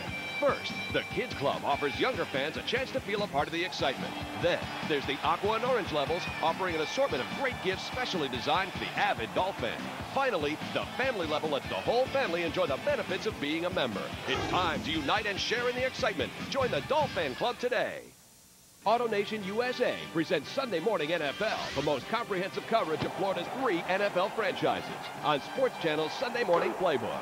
Get a complete preview of the day's matchups. Like the Dolphins, the Tampa Bay Bucs are hot, really hot. What does Buffalo have to do to beat Miami? Jacksonville in the driver's seat for the playoffs. Tune to AutoNation USA presents Sunday Morning NFL on Sports Channel every Sunday at 10 a.m. Sports Channel is 100% pure Florida sports. Back at Doak Campbell Stadium, 7:32 left to go second quarter. Florida State on with the conversion now after their 3rd touchdown. And it will be Janikowski to attempt the kick out of the hold of Marcus Outson. And the freshman converts, and it's Florida State 20 and Miami nothing. Well, John, Butch Davis and the Hurricanes knew that they were facing a very difficult game. In fact, they were admitting Florida State was the superior team. But what they wanted to do, if you can't come in and pull off a stunning upset, you want to be competitive. You want to try and show improvement. And so far, that has not been the case today. Well, offensively, they really haven't gotten started. Florida State really taking them out of their game plan, shutting the running game down and forcing them to throw the football, using pressure on the outside. The receivers really hadn't had a lot of separation. And defensively, they've really been put, their backs to the wall. They get the ball 1st and goal on the 7 and let up a score. And now Florida State goes no huddle, and they take it down. And Peter Warwick really does a great job on the inside, taking the pass from Thad Busby. You see Busby dropping back. It looks like he has plenty of room to tuck the ball underneath his arm and run it, but he draws the defense closer to him. You see Bonner, number 19, missing a tackle. Now it's all Peter Warwick on the outside. Just a little move there and gets a big block from the outside. 2 big blocks, and now it's a foot race to the end zone. Starks trying to push him out of bounds, but it looked like the ball passed the line of scrimmage on the inside of the pylon, and that's a touchdown for Florida State. Well, Bonner, for some reason, just broke down and stopped when the runner had his back to him. You've got to just close in and make that tackle instead of breaking down. If the guy's facing you, you break down and make the tackle. Trent Jones about 5 yards deep in the end zone. And Jones is upended with a penalty flag down. Number 37, McCorkle making the tackle. Sean McCorkle out of Dothan, Alabama. And penalty flag will probably push the Canes back inside their 10. Well, I thought the first time Trent came out of the end zone, it was a good gamble. That time the ball was clearly 5 or 6 yards deep in the end zone. You'd rather maybe take a knee and get the ball on the 20-yard line. Compound that with a penalty. Now you're starting inside the 10-yard line. In the back, on the return, half the distance to the goal, first down. Well, penalties again hurting Miami. This will put it back to about the 8-yard line, where Miami will start 1st and 10 with 7:21 left to go second quarter. And you see Scott Covington will return to the game at quarterback. The scoring drive, 8 plays, 75 yards, 2 minutes and 51 seconds. Peter Warwick with the 37-yard touchdown reception as Thad Busby throws his second touchdown pass of the day. Ball at the Miami 7-yard line, 1st and 10 Canes. Nick Williams is the only running back. Or excuse me, James Jackson, the tailback, has the football, dropped it, and Jackson trying to get back on it. Miami did recover, but will lose 2 yards. James Jackson had a lot of daylight. Looked like he was going to make a big play, and I'm not sure if he just dropped the football or he had it stripped. It looked like he was going through the line of scrimmage, Frank, untouched. He was cutting it back to his right. Let's see if Florida State gets a hand on the football. Yeah, it looked like number 91 for Florida State. Sharon Dorsey, the defensive tackle, got a hand on it because he was going to the outside. Looked like he was going to get untouched into the Florida State secondary. One of the few times Miami's offensive line has opened a hole. 2nd and 12. Covington bobbles the snap and gets it back and loses 2 more yards. Well, John, if you can't hold on to the football, you're not going to make any plays. No, and the offense really hurting themselves right now. You know, you have a big play on 1st down, a nice opportunity where the offensive line creates a hole, and you get a hand in by Dorsey that strips the ball. Now you get a bad quarterback center exchange. You know, you get a new quarterback in there. Mike Weiner and Ryan Clement work well together. Scott Covington comes into the ball game, and you get a bad exchange from center. So Florida State really not hurting Miami as much as Miami's been hurting themselves early in the season, but particularly in this football game. Miami late getting personnel onto the field, and I think, John, this is kind of a recurring problem. Well, they're going to have to hurry up. They're going to have to take a timeout. It's at 3 seconds. And, you know, we've seen this much too often, and I don't know whether they're late getting the play down from upstairs or whether there's some indecision, but you've got to make up your mind and get the personnel on the field. Yeah, that's a mistake that really cost them on 4th down when they went for it early in the 1st quarter. Edgerrin James wasn't even in the huddle when they broke to the line of scrimmage. He wasn't even on the playing field. He comes in and maybe created a little bit of disarray, and they don't make it on 4th down. Now you have a 3rd down and long, and it's the same situation. We'll take a timeout. 5:52 left to go second quarter at Doak Campbell Stadium. It's Florida State 20, Miami nothing. We'll be back on Sports Channel after this.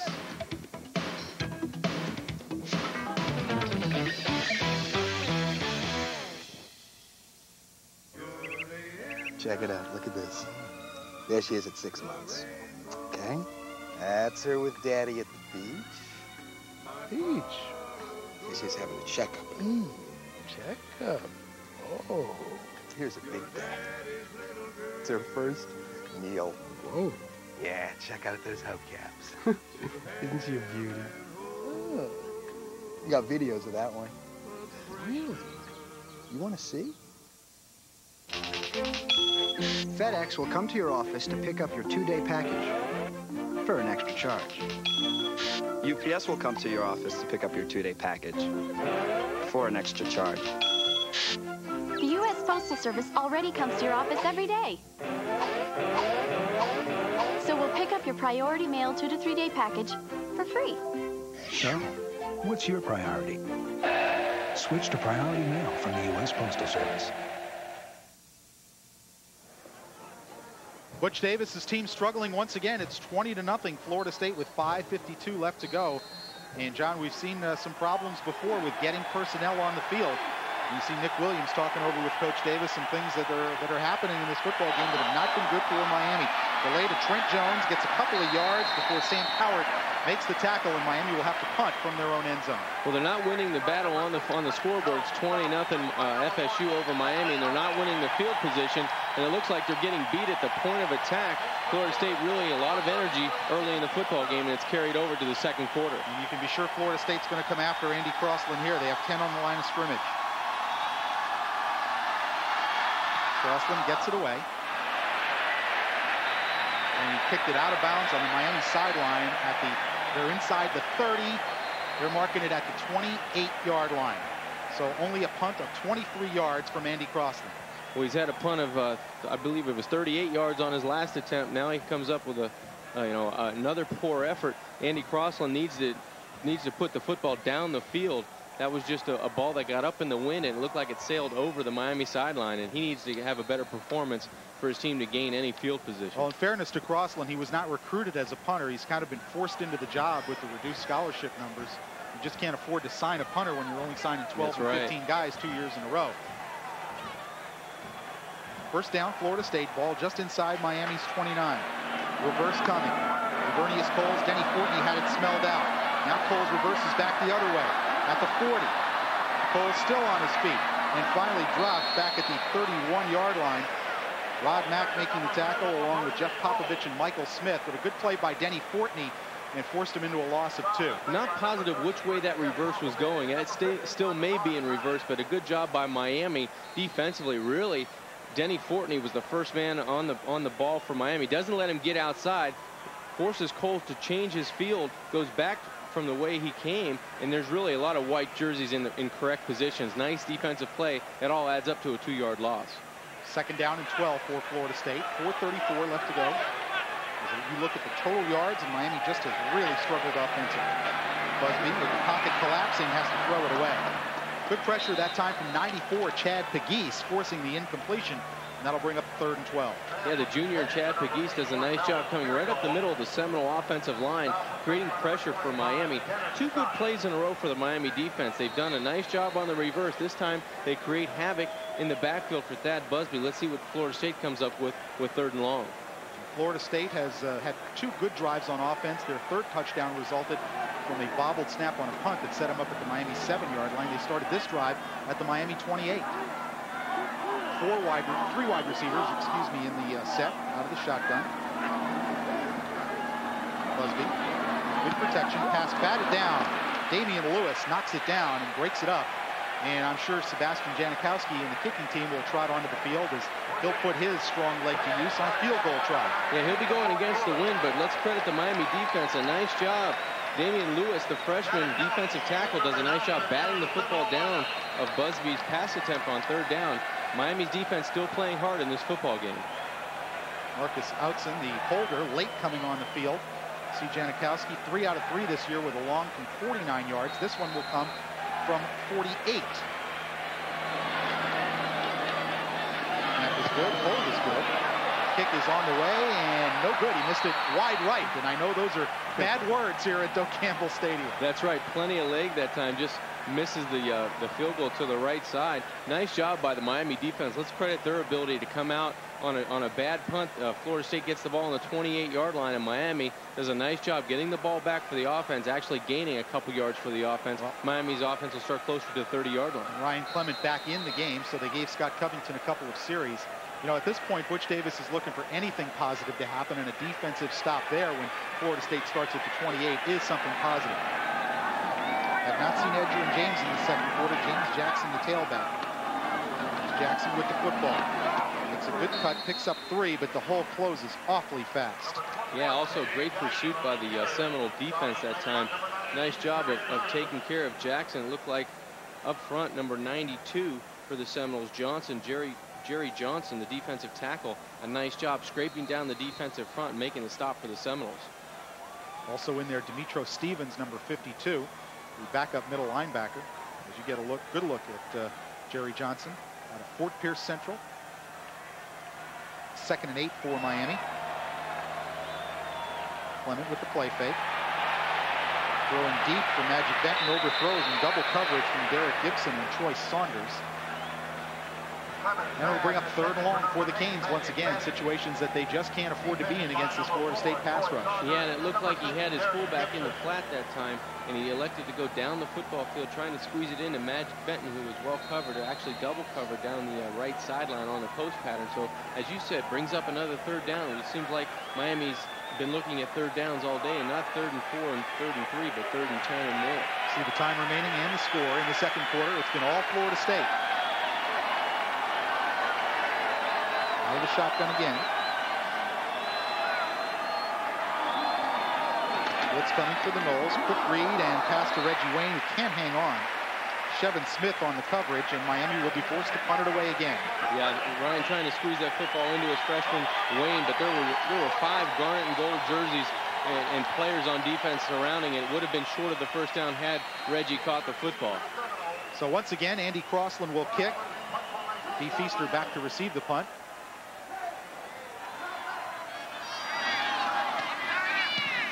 Crossland this time a much better effort. Feaster at his 22. And he cannot get away from Trent Jones. Does get it back to about the 26 or 27 yard line. And that's where Florida State will start 1st and 10 with 3:14 left to go second quarter. And the Noles holding what looks to be a very comfortable 20-0 lead. Yeah, at least a nice punt that time. And Miami's defense did a good job. Miami's offense can't get it going against the Seminole defense. Really, the Seminole defense has been the story, shutting down Miami and taking advantage of field position. Now the Seminoles will get the ball back with 3:14 left to go before halftime. John, it just seems like Miami offensively, the only guy who can get open on the outside is Reggie Wayne. It just doesn't seem like anybody else is getting open. Yeah, it seems like a lot of people really, with that bump and run coverage, can't get off of the coverage. And Miami really electing to go, when they do go down the field, it's in double coverage. 1st and 10 Noles at their 26. Davey Ford. Ford across the 30. Nate Brooks wraps him up at the 32-yard line. Pickup of 6 on 1st down. Nate Brooks with a nice tackle on the elusive Davey Ford. Did a good job of holding his ground that time, not going for the fakes of Ford. And he gets back into the lineup instead of Nick Ward starting at the corner. Nate Brooks starting number 2, doing a good job on that play for the Hurricane defense. Nick Ward had a very difficult week against West Virginia, did not tackle well, and Butch Davis said it's all about performance. So Nate Brooks gets the start after sitting out last week with a 1-game suspension because he missed too many classes. 1 second down. Busby slings it wide to Lavernius Poles. Poles gets around Brooks, and Michael Smith forced to take him down at the Miami 46-yard line. Gain of 22. Michael Smith just didn't get out underneath that hitch route. It looked like he turned his head as soon as Thad Busby was throwing the football outside to Coles. Coles does a nice job of turning it inside and making a lot of yards after the catch, getting the ball across the Miami side of the 50-yard line down to the 46. 2:19 with the clock moving here in the second quarter.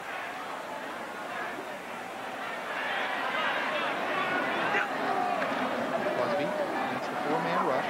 Over the middle and dropped incomplete by Damian Harold. Nate Brooks had the coverage. It'll bring up a 2nd down. Total yardage so far 215 for the Seminoles, and Miami's been giving up about 400 a game. Miami's offense only 63 total yards. Yeah, and they really haven't been able to rush the football. I see a goose egg, and I'm not sure if that's correct or not on the scoreboard, but Miami has not been able to run the football effectively against the Seminole defense. And right now, the Seminoles facing a 2nd and 10. They've really dominated on the offensive side. 2nd and 10 Florida State, again with the 3 wide receivers and out of the shotgun. And off to Ford. Damian Lewis makes the tackle after a pickup of about 4. And it will bring up a 3rd and 6 for Florida State. Rod Mack a little bit slow getting up off the pile. Sophomore middle linebacker Damian Lewis out of Sulphur Springs, Texas, a redshirt freshman and really one of the bright spots on the Miami defense this year. 6'2", 275, and they think he has a chance to be a terrific player. He's got 2 sacks through the first 4 games. You can remember in the opener at Baylor, he did a terrific job pressuring the quarterback and really played like a sophomore or junior, but he's done a good job today against Florida State and a little bit tougher opponent. 3rd down for the Seminoles, 5 to go. Fake give to Ford. Busby being chased, has a man wide open at the Miami 35, across the 30. Still on his feet, E.G. Green inside the 20. Finally, Delvin Brown and Denny Fortney made the tackle, and there's a penalty flag back at the Miami 24-yard line. We knew Florida State was going to elect to hold the football one time. Thad Busby doing that play probably 3 times earlier. This time he escapes the Miami pressure and gets the ball out to E.G. Green, but only a illegal block in the back of the offense. A penalty downfield will bring that play back. So the play reached the Miami 15, but the flag thrown at the 24. And again, just wide open was E.G. Green. Yeah, no one in the right flat. You see number 29, Eugene Ridgely, coming over. It looked like he had the coverage on E.G. Green, but that will all come back due to a penalty, but it still looks like it was enough for a 1st down.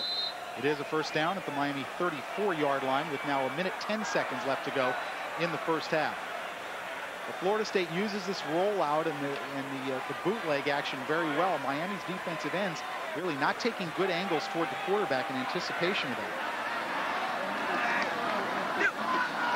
From the 34, Busby, again with plenty of time. Now the pocket breaks down, and Quincy Hips hit him first, and then Matt Sweeney finished him off with the sack, the first career sack for Matt Sweeney out of Sussex, New Jersey. Yeah, Matt Sweeney does a nice job coming in and putting pressure on Thad Busby, but that was Thad Busby's sack more than Miami's sack. He held on to the football much too long. He's looking downfield, and there's really not that much pressure to, he should just throw the football away, but he didn't throw the football away. That allows Matt Sweeney time to come in and make the sack. Quincy Hips put the initial pressure on. Busby ducked him, but then Sweeney finished off the play. 42 seconds now left to go in the second quarter. Florida State holding the 20-0 lead. And we talked about young guys being on the field. You know, Sweeney is sophomore, Quincy Hips a redshirt freshman, Delvin Brown, number 24 behind Sweeney there, a true freshman. So Miami playing a lot of kids on defense. We knew this defense would be young and that they would give up some yards and give up some points.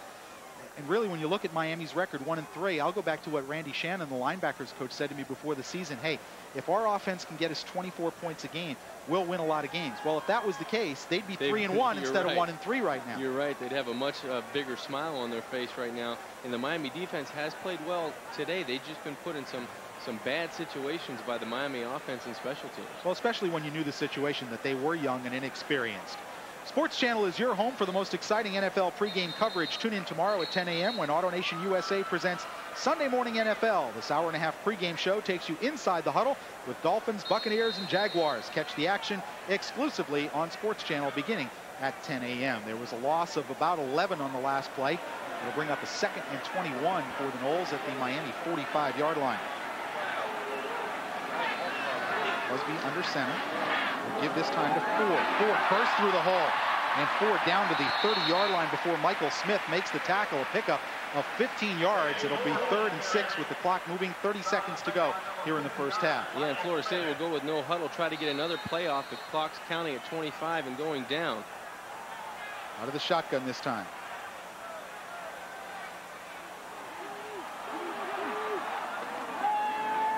Busby to the outside, complete. Davey Ford hauled down at the 28-yard line by Dwayne Starks. Good play by Starks to hold it to a gain of 2, and it'll bring up a 4th down. Yeah, Florida State doesn't have any timeouts remaining, so it looks like a field goal team will come out and try another attempt of a little bit shorter distance than the last time. Busby does a nice job of delivering the football outside. A nice catch on the perimeter that time, and a good job of getting out of bounds. Davey Ford did a nice job of getting out of bounds once he caught the football.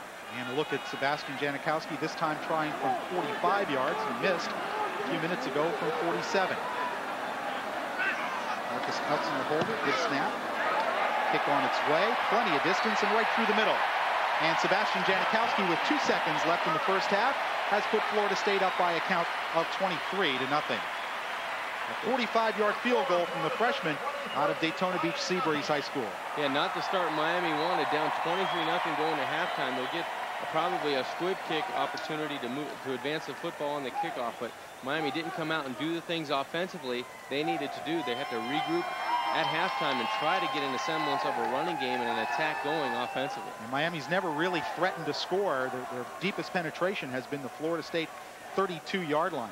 They really have not threatened the Florida State goal line very much at all. And let's take a look at Dwayne Starks coming up with a big pick on the goal line, too, to prevent another Florida State score. So Florida State's been knocking at the door quite a bit in this first half. Well, if you had to pick out a standout for Miami, it'd be Starks. He's got an interception. He's got 2 other pass breakups and just made a great play on 3rd down to force FSU into the field goal attempt instead of getting a first down and possibly going in for 6.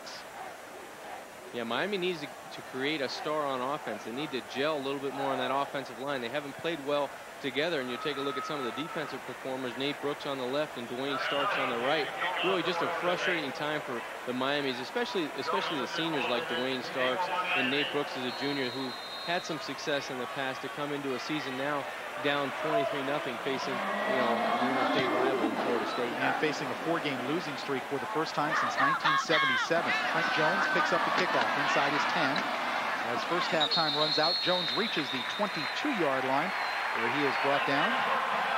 Sean McCorkle on the coverage, along with number 49, Bobby Rhodes, and that is the end of the first half here at Doak Campbell Stadium. It has been all Florida State It's FSU 23 and Miami nothing. We'll be back with halftime activities and more on Sports Channel from Doak Campbell Stadium right after this. It's 23-0 Florida State.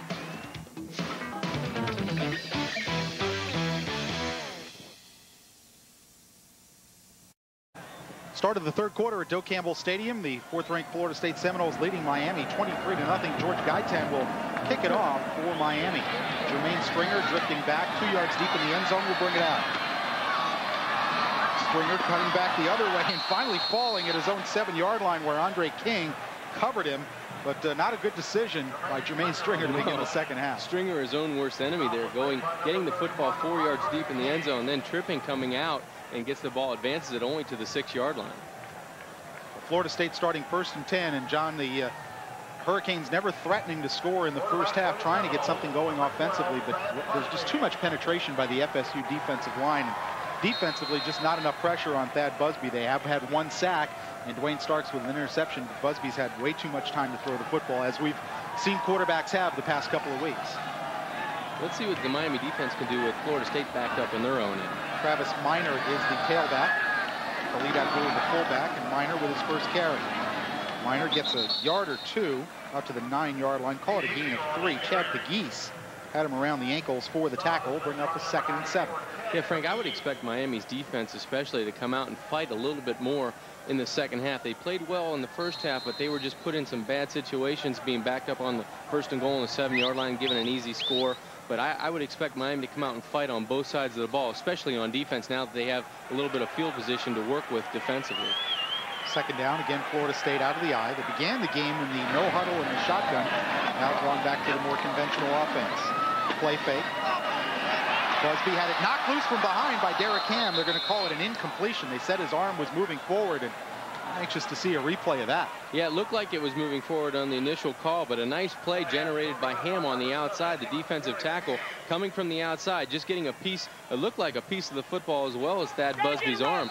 We can take another look here. Busby is in the throwing motion. Yep.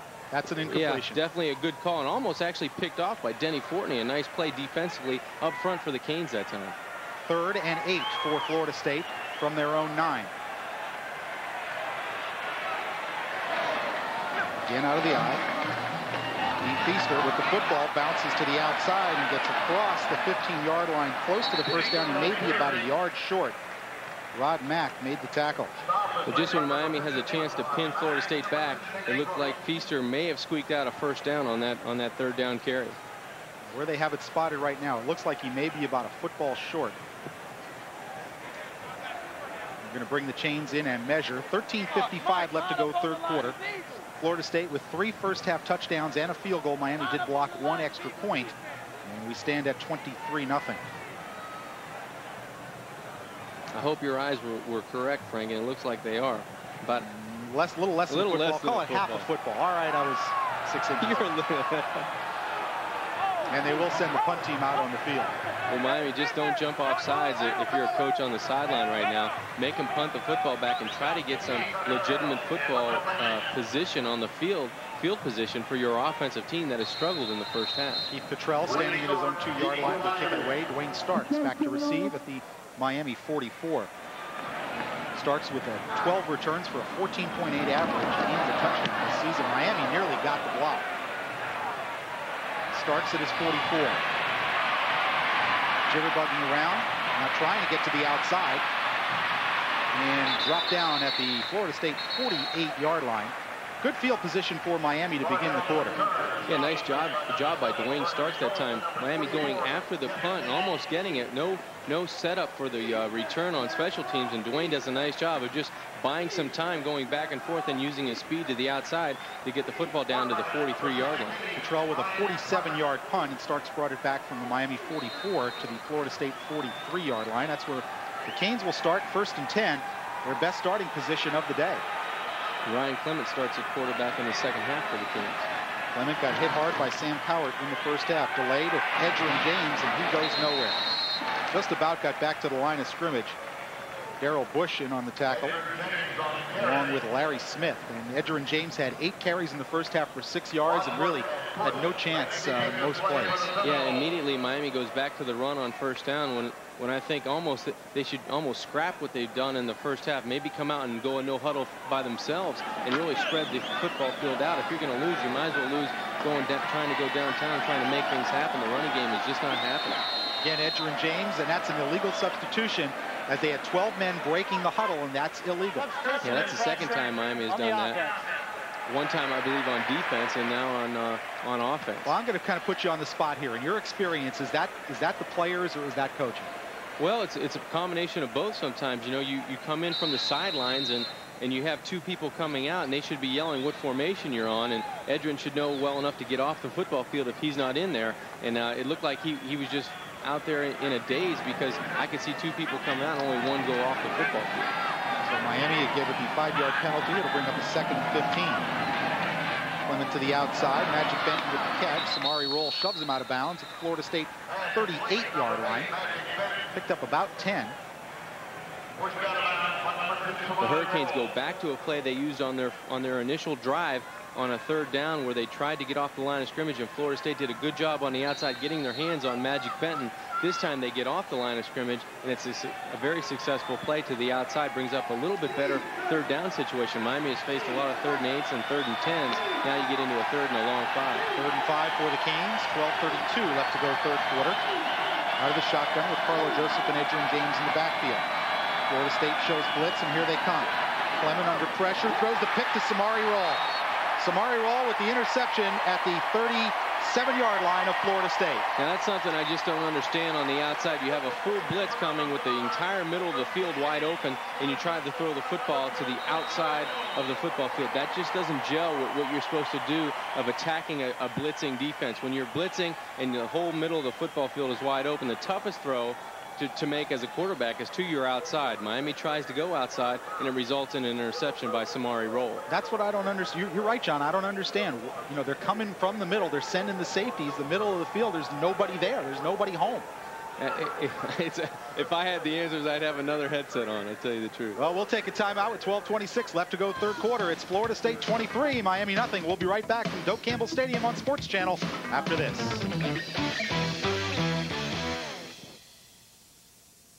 Show me a business that uses office supplies. I'll show you a business that needs Office Depot. I save time. My boss saves money. They've always got what I need in stock. And they always guarantee the lowest price. They buy for less, they sell for less. And you certainly can't beat the service. Nobody sells more office supplies than Office Depot. Still the biggest, still the best. Still taking care of business, one customer at a time. Performance, it's my job. You need the right technology. You need the right skills. You need the right equipment. You need the right gasoline. And you need the right motor oil. You need to use your 9-iron.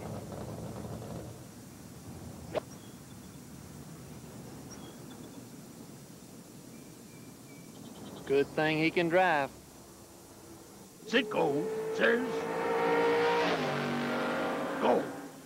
Hey, Heineken's giving away season tickets to one of Florida's NFL teams. No. Yeah, get this. I went down to my local participating Heineken retailer, checked out the contest display, snagged an entry form, and now all I gotta do is watch Sunday Morning NFL on Sports Channel, and I can win tickets to an upcoming game. No.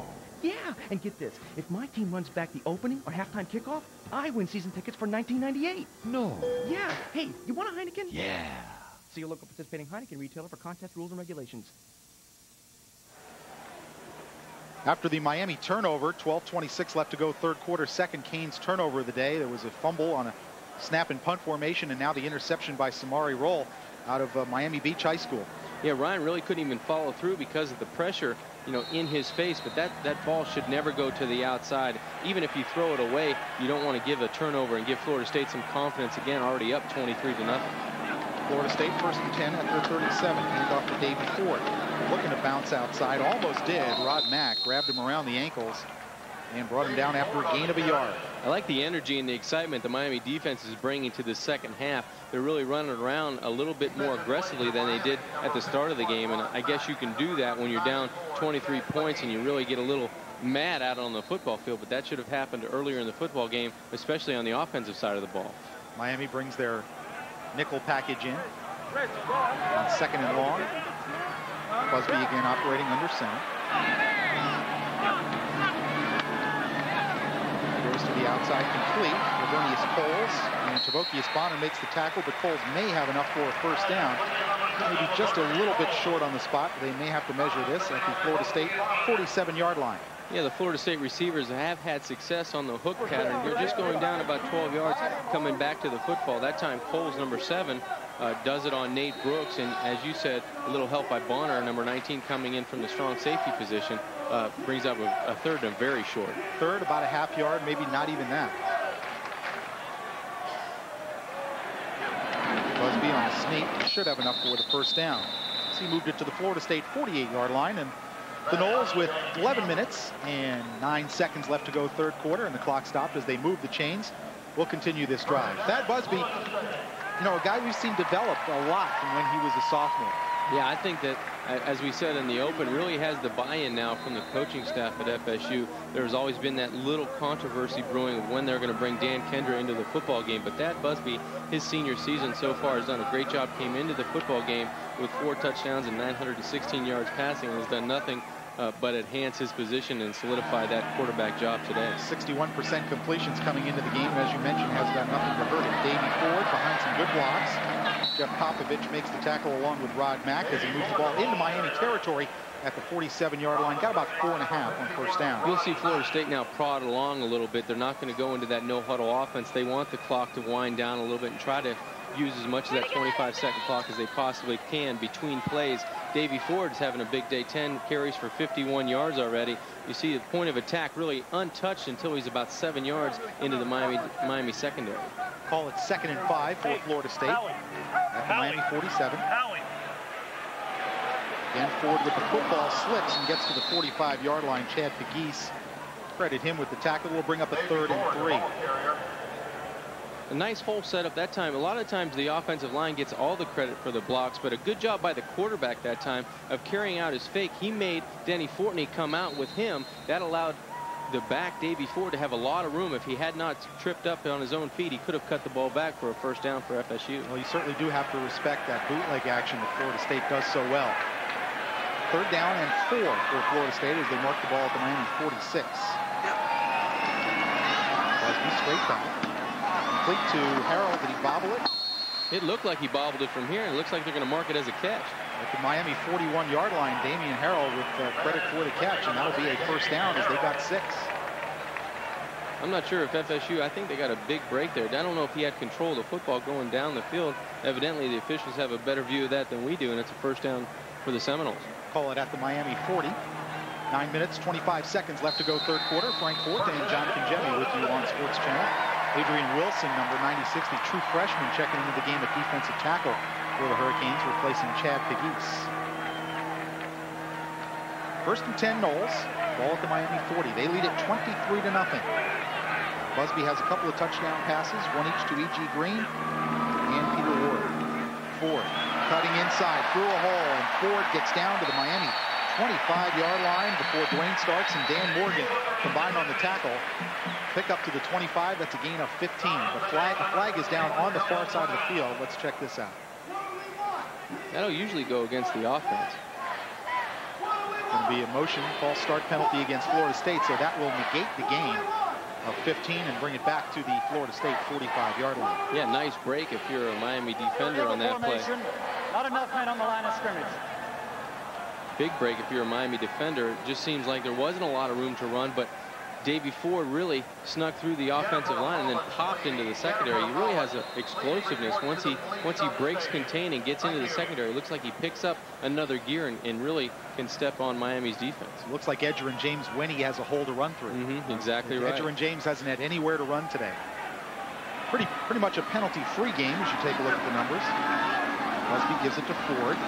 Ford stumbles and almost got away, but Adrian Wilson and Robert Hall made the tackle at the Miami 43-yard line. Pick up of, call it 3. Florida State getting into their run mode a little bit, trying to work on some different things offensively, running the football. They had that liberty with a 23-point lead against Miami this afternoon. Yeah, Florida State averaging only 72 yards a game rushing the football in the post-Warwick Dunn era. That's right. That's a drastic drop-off. That is a drastic drop-off. Right now, unofficially, they have 74 yards on the ground. 2nd and 12 for Florida State at the Hurricane 43. Out of the shotgun now. Blitz coming from Michael Smith. Busby dumps it off to Ford, and Ford bumped out of bounds at the 40-yard line.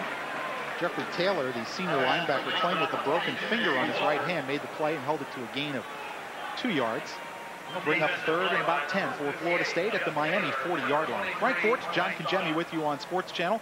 7:52 left to go as the Hurricanes looking at a 4-game losing streak for the first time since 1977, and really they came in here today, and I would think most people would expect them to lose this game. They were 22-point underdogs. It was just a matter of how competitive they would be.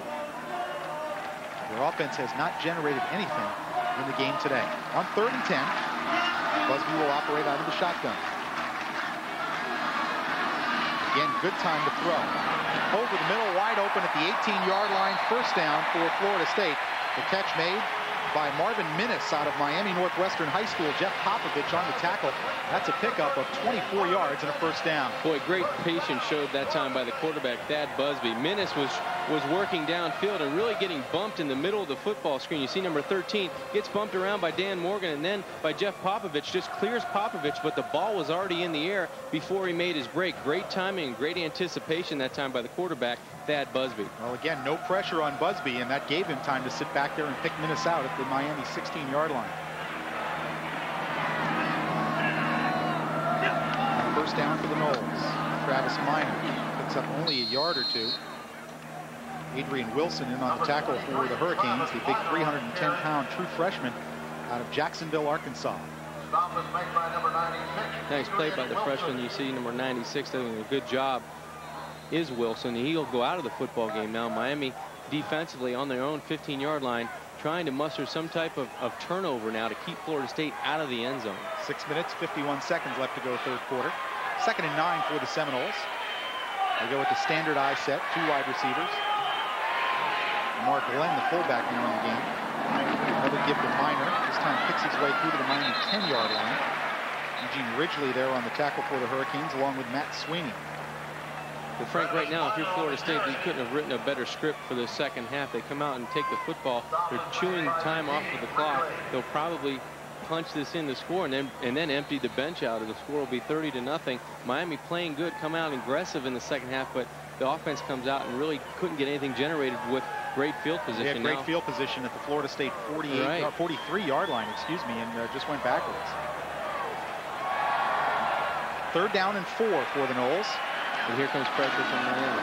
Travis Minor squeezing through. Will have a first down. Jeffrey Taylor just hanging on. Damian Lewis helps out on the tackle, but that'll be a 1st and goal for the Seminoles. Yeah, just discouraging for the Miami defense right now. They're getting the ball and really getting drove offensively on the ground by Florida State, doing a good job up front. The offensive line, Kevin Long and Haven and Trey Thomas up front doing a nice job, along with Whitaker and Brannon doing a good job just moving the Miami Hurricanes backwards towards their own goal line. Denny Fortney coming in the game, and he's walking around rather gingerly. He's holding his ribs. He looks banged up, number 99 on the Hurricanes, the defensive end. Well, he's been going against Ross Brannon and Trey Thomas, who outweigh him. 1st and goal. Fake reverse. Minor cannot get to the outside. Excellent play by Jeffrey Taylor. Hauls him down for a loss of almost 2. Yeah, nice read that time by the senior linebacker, number 58. Jeffrey Taylor didn't buy into the reverse. Stayed on the back and did a nice job securing the tackle for the Canes. A nice loss on the play. It looked like a loss of 1. Back to almost the 5-yard line.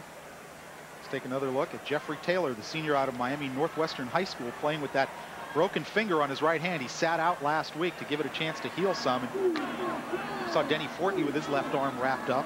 Yeah, there's some walking wounded go ahead and playing courageously for the defense, but right now just not getting it done. Minor again. Minor squirting through. Touchdown, Florida State. Damian Lewis had a shot at him at the 6-yard line and didn't make the play. And Travis Minor, the true freshman, has his first collegiate touchdown. Yeah, Travis Minor, as you said, Frank, the true freshman, goes in and just makes Damian Lewis, number 92, miss. It looked like somebody else fanned on the play, too, inside the 5-yard line. And the Seminoles go in and make it, an even bigger deficit for Miami to climb back out of. Travis Minor scoring the touchdown out of Baton Rouge, Louisiana. And Florida State's done some pretty good recruiting in that particular area. A guy named Warwick Dunn came out of it. That's right. Janikowski's conversion kick is good, and with 4:45 left to go in the third quarter, it's Florida State 30 and Miami nothing as the Seminoles forward on. We'll take a break. We'll be right back from Doak Campbell Stadium here in Tallahassee right after this on Sports Channel.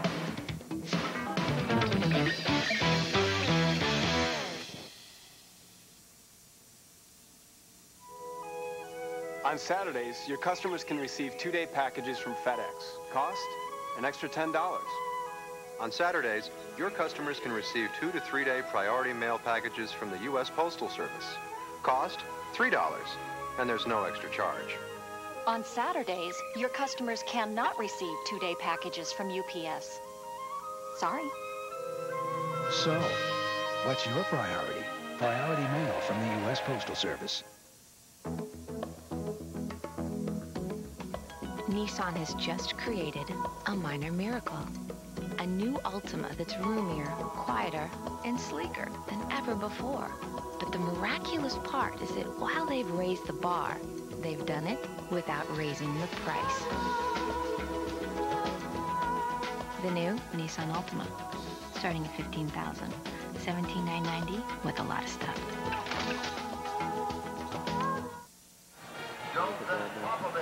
30-0. You see the score with 4:45 left to go third quarter, and we were just checking. Florida State has not shut out Miami since back-to-back shutouts in 1963 and 64 before Miami became a national power. And John, a lot of people have talked about the Miami program sliding back into the oblivion that they once were in. And Butch Davis knew he had a tough job when he took this position with the scholarship sanctions. They are down in numbers. They are down in talent in a lot of areas. And right now, they just can't compete with the Florida States. Janikowski almost put it through the uprights on the kickoff. That is a touchback, and Miami will start 1st and 10 from their own 20, and that draws a rise out of the Seminole. Yeah, he almost put it through. That was a big kick. He was doing that all day long in warm-ups, and again, he shows his leg strength during the football game. Not quite a sellout here at Doak Campbell Stadium. As we look around up in the upper sections, there are quite a few empty seats. I won't say quite a few. It was probably maybe 300-400, but it's close to a sellout. And Miami will start 1st and 10. Ryan Clement remains the quarterback. Trent Jones now the running back. Play fake. Clement on the rollout, complete to Bubba Franks. Franks up across the 30-yard line to the 32. Dexter Jackson makes the tackle. And that's the kind of play, John, you wonder why they don't run more. Well, yeah, that's a perfect first down play to run, especially if you're not running the football effectively. Come out and go ahead and play fake and let your quarterback get away from the line of scrimmage and get him outside the pocket and make it an easy throw, almost a pitch and catch to your tight end, Bubba Franks, that time on the reception. Pick up a 12.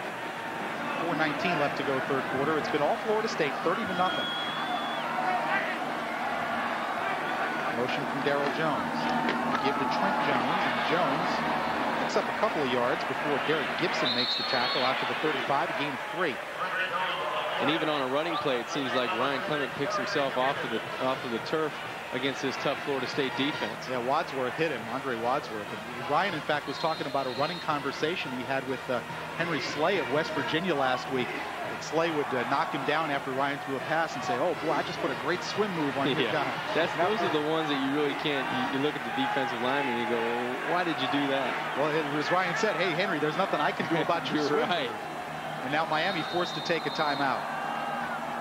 Yeah, this is the third time that Miami offensively really has not gotten either the correct play called or the right personnel, and it looks like just frustration on the part of Ryan Clement and a couple other players on offense. Butch Davis, he's pointing, I think, at Magic Benton and saying, "Get over here." Either that or he's yanking out of the game because he's just not happy. You know, some things are execution, other things are scheme. We talked about Miami's scheme, especially against the blitz, and you know, in all honesty, we've talked about it, and they may have some scheme problems. They may need to do some adjusting with some things they do against the blitz. Score a touchdown with Sports Channel's Sunday morning playbook. More than 3 hours of the most exciting pregame coverage of Florida's NFL franchises. Kick off your Sunday mornings with Sports Channel. Just a note we got from Florida State. William Floyd and Devin Bush and Henry Crockett, all NFL guys with the NFC West having the week off. They're all here. And in fact, Floyd talked to the team in the locker room before the game. And, you know, we talked to the Florida State people before the game, John. They don't want to see Miami, a down Miami program. They like the rivalry. Believe me, they would much rather play a 4-0 Miami team. And if you beat them, that's a feather in your cap. Oh, yeah, especially when you go out and you want to get these blue chip athletes from around the nation. You want to go out and say, hey, out of conference, we're going to play the University of Florida and Miami, and they're both ranked usually in the top 5 to 10 in the last 10 years. So, you know, that only does nothing but enhances the kids that want to come and play at Florida State and at Miami, that you're going to have to play these types of teams, and they're always going to be on national TV, and you'll have great exposure. If you're a young player and you're good enough to play, you should be able to look forward to things like that. You know, people, I think, in South Florida are much harder right now on Butch Davis. And you know, I think he does have some things to look at in his scheme and the way they do certain things. But Butch is a first-time head coach, and he's learning too. But even the people up here say, I hope the Miami people are patient with Butch, because we think he'll be a good coach and he'll get the program back. And we want this program to be good for the rivalry. Clement back to throw. Pressure on. Pass to the outside. Reggie Wayne stumbled. Yeah, that time Ryan missed a golden opportunity to go down the football field. It looked like if Magic Benton could have gotten out of his break a little quicker versus the blitz. Everything happens a little sooner. Magic Benton needs to know that and get out of his break against the man-to-man blitz a little quicker so Ryan can put the football down the field. You know, those are always opportunities to make a big play, to make touchdowns when people come after you, and you have to take advantage. If you're Miami's offense, you're struggling already. You need to make big plays, and big plays in chunks of yardage. 3rd and 7. Miami still has not cracked the century mark in total yardage with 3:28 to go in the 3rd quarter.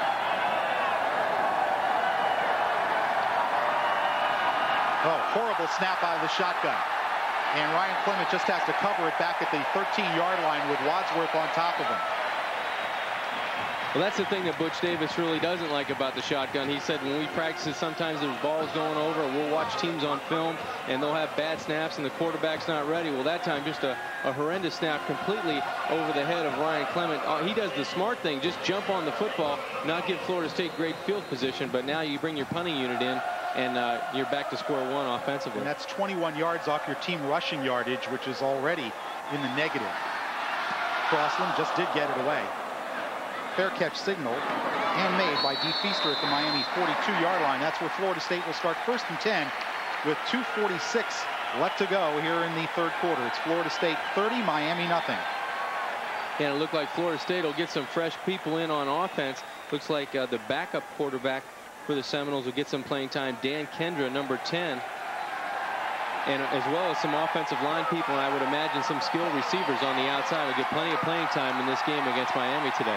Well, E.G. Green is still in the game, along with number 36, William McCray. A freshman fullback out of Jacksonville. Dan Kendra, big kid, 6'2", 245 quarterback. A sophomore out of Bethlehem, Pennsylvania. On 1st down, Benez Gooch with the handoff, and Dan Morgan and Rod Mack combined on the tackle after a gain of about 4. Bring up 2nd and 6 for the Noles. You know, we talked to the Miami players this week, and you know, there's been a lot of frustration over the years. Now, Florida State's won the last 2 years, but Miami has handed them 7 out of their last 15 losses dating back to the mid-'80s. And, you know, they all said, hey, look, we expect them to try and kick us when they're down. That's what we tried to do. You know, when Miami was a good program, you got a team down, you stomp on them. And, you know, it's no surprise that Florida State might try to do that. On 2nd down, Kendra's first pass. Throws it low, but complete at the Miami 30-yard line to E.G. Green. Leonard Myers making the tackle, but it's a 1st down for the Seminoles. Yeah, nice catch by the senior E.G. Green, going down, getting the football, and then getting pounded by the freshman cornerback, Leonard Myers. But a nice job on the outside, just catching the football, and it makes a nice play for Florida State and advances the chains for another 1st down. Kendra comes back, just a 5-step drop, delivers the football low. Nice concentration on the catch, and then the slam afterwards by Leonard Myers.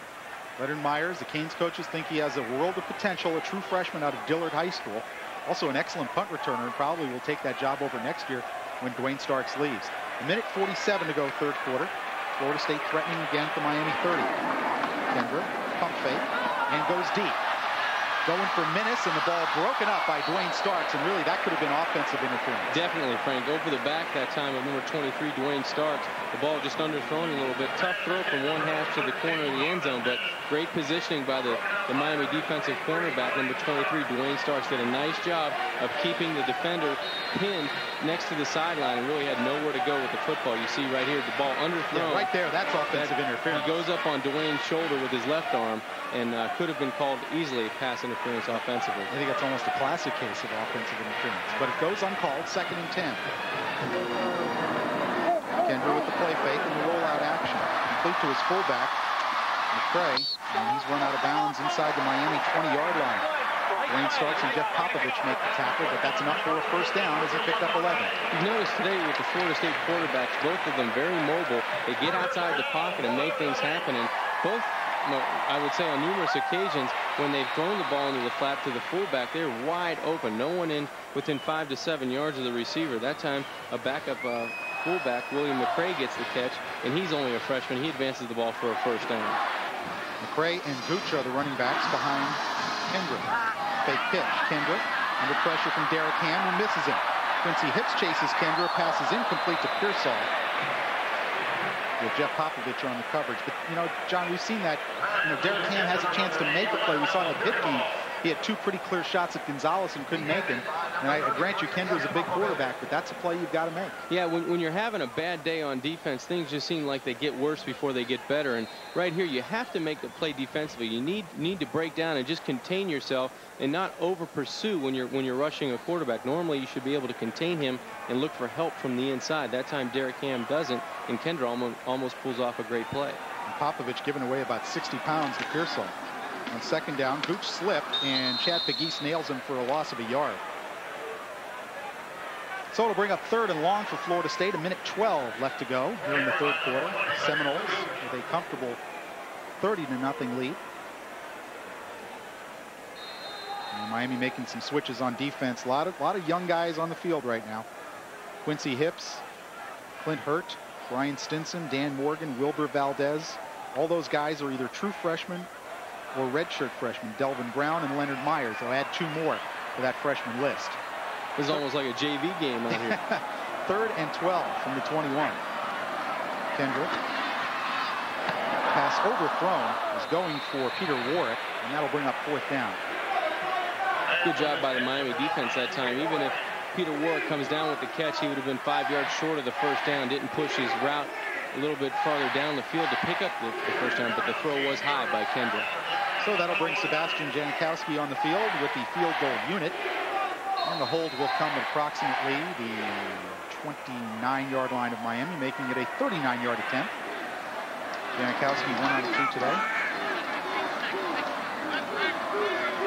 Marcus Elkson with the hold. Snap is good. Placement is good. And Janikowski drills it. No good. Missed it wide right again. But Janikowski 1 out of 3 today. He's got the strong leg, but he's missed 2 wide right. And as I said in the first half, those are bad words here in Tallahassee. 2 words you don't say. Some other days when the rivalry was a little more spirited. You know, Florida State dominated 2 years ago with a clearly superior team. Last year, pretty competitive game at the Orange Bowl. And this year, it's Florida State big once again. We'll take time out. 31 seconds to go, 3rd quarter. We'll be right back in Tallahassee after this.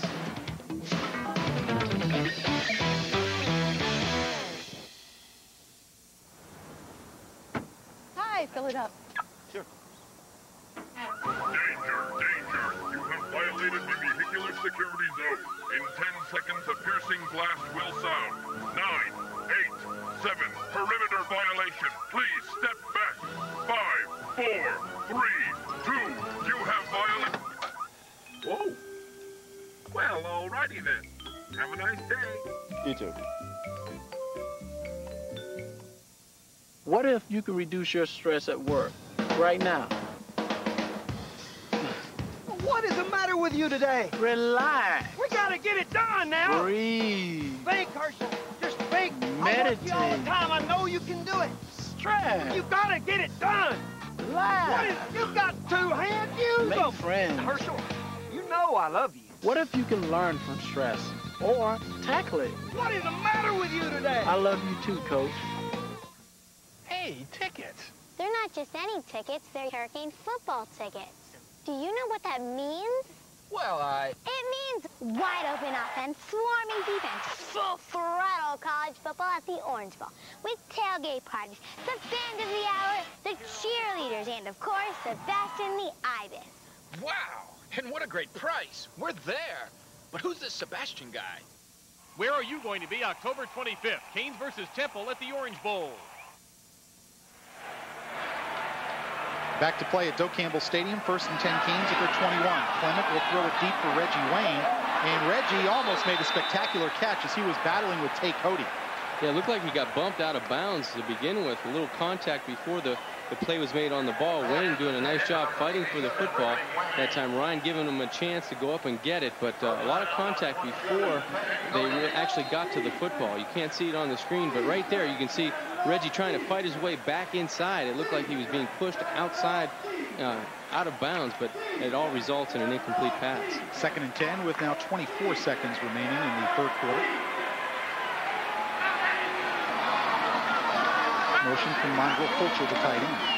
And we get to Trent Jones, slipping 1 tackle and then picks up about 4 yards before number 49, Bobby Rhodes, the backup middle linebacker, makes the tackle. It'll bring up 3rd and about 7.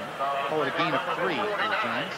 Trent did a good job just trying to get out of the tackle of Sam Cowart, the weak side linebacker. He looked like he had a bead right on him and did a nice job of just putting on the brakes and cutting back towards the Seminole bench for a minimal gain.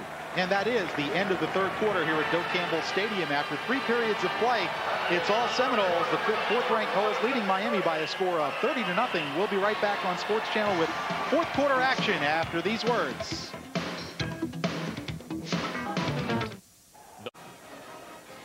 Start of the 4th quarter at Doak Campbell Stadium. It's all Florida State 30-0 as Florida State has put 4 touchdowns and a field goal on the board. 1 extra point was blocked. Miami just has not generated much of anything offensively. In fact, according to the scoreboard here at Doak Campbell, they only have 85 yards in total offense. Yeah, they haven't done anything offensively to really hang their hat on. They've tried to go down the football field a couple times in the 2nd half, but they've been unsuccessful on both occasions. 3rd and 7 for the Hurricanes as we begin the 4th quarter. Chris Jones in motion behind Ryan Clement. Clement across the middle. Pass looked like it might have been tipped, and Shevin Smith intercepted it. Shevin Smith still alive. Shevin Smith inside the 5-yard line. Tackled by Magic Benton at the Miami 2. Ryan Clement never saw number 30 Shevin Smith. He was locked into his tight end the whole time on a crossing pattern. Shevin Smith was waiting on the far hash for the play. Just stepped right in front, and then it was a foot race to the end zone. Finally tackled down on around the 2-yard line for Florida State. Take a look at the middle of the football field. Right above the official, you'll see 30 Shevin Smith. Ryan Clement never saw him. I'm not sure if the ball was tipped or not, but now it's just athletic ability and a foot race to the end zone. It looked like it was tipped on the replay, Frank, but I wasn't sure. Looked like someone got a piece of it up front. Yeah, it was tipped, although it looked like Smith would have had a pick anyway. He was right in the passing lane. So Florida State, for the 2nd time today, gets a turnover inside the Miami 10-yard line. They only have 1.5 yards to go.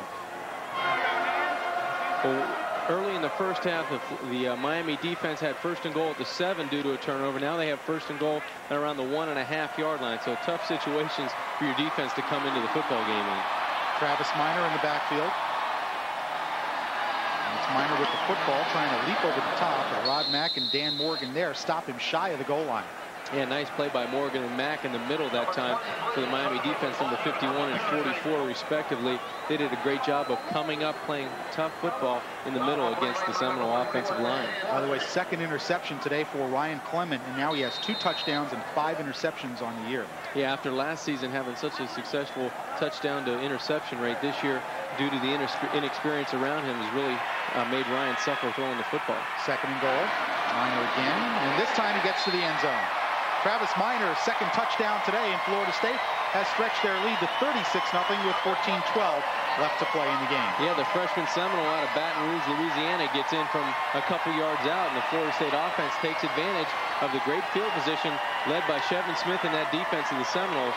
Just going right up the middle, you see Kendrick just turn to his right, hand off to Minor deep in the backfield, and then it's number 23 really goes in untouched for the Seminole score. Janikowski on to try the conversion. Certainly, John, I've been in South Florida 16 years. This is about as bad a whipping as we've seen Florida State put on Miami. I remember a 31-3 game back in the 80s, but this is now 37-0 with the successful conversion in Miami now with 3 turnovers, 2 interceptions from Ryan Clement, and a fumble on a punt snap by Andy Crossland that also set up a touchdown. 14-12 left to go fourth quarter. It's 37-0 Seminoles. We'll be right back on Sports Channel after this.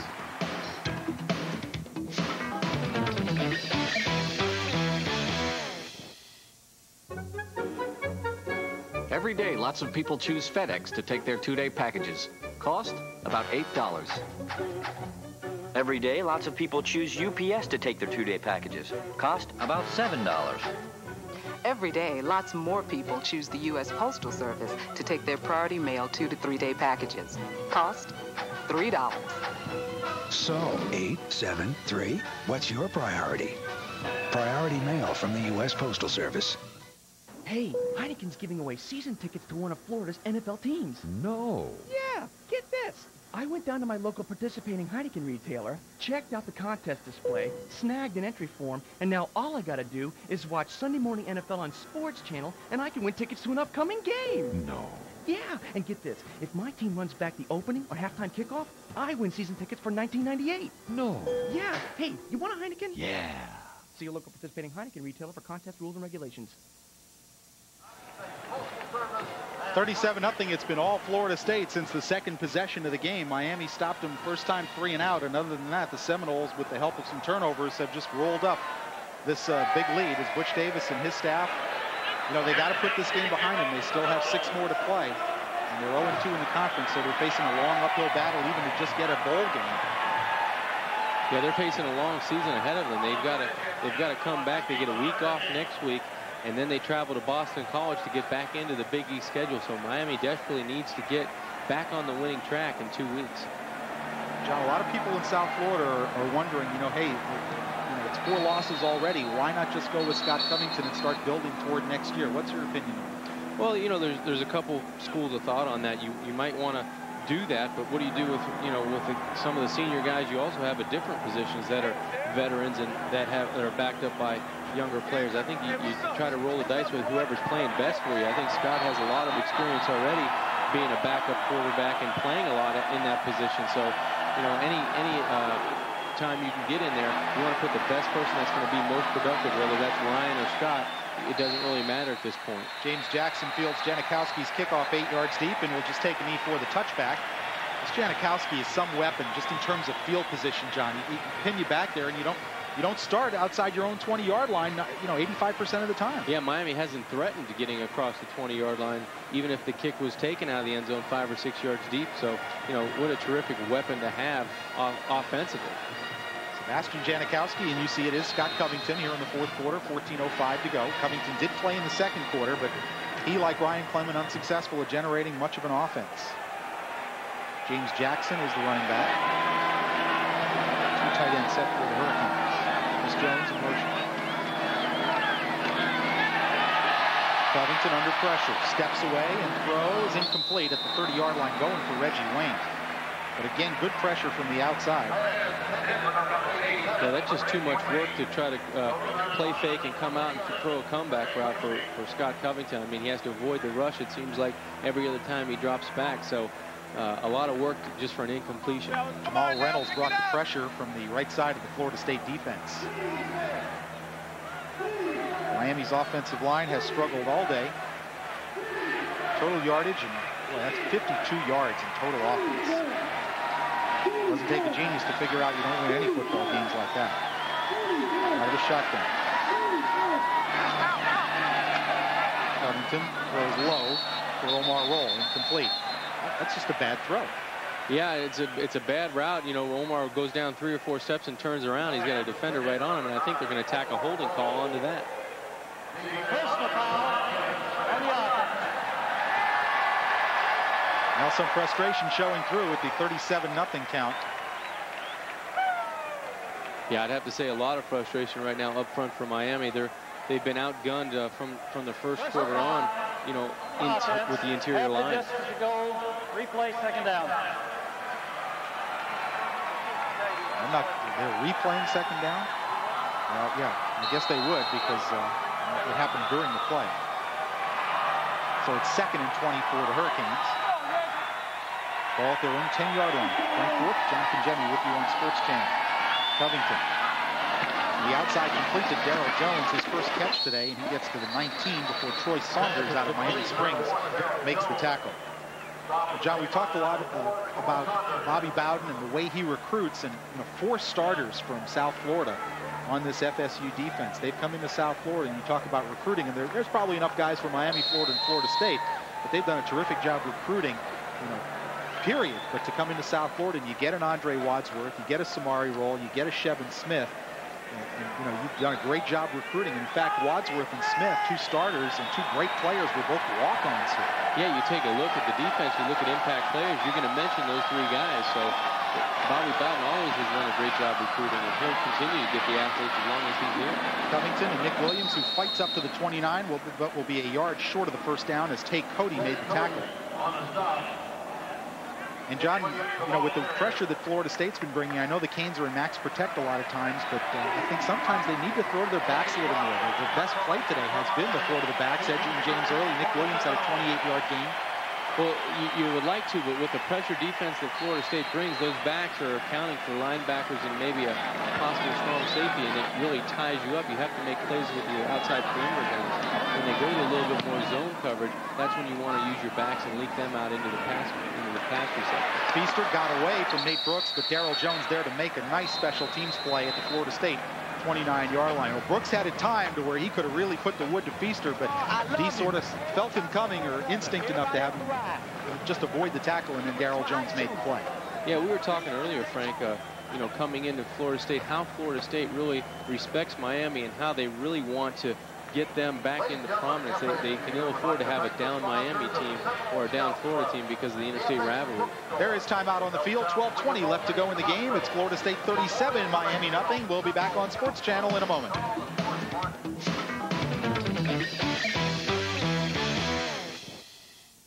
Yeah, I know about performance. You need the right technology. You need the right equipment. You need reliability. You need the right gasoline, and you need the right skills. You need to trim the bushes. Citgo says go.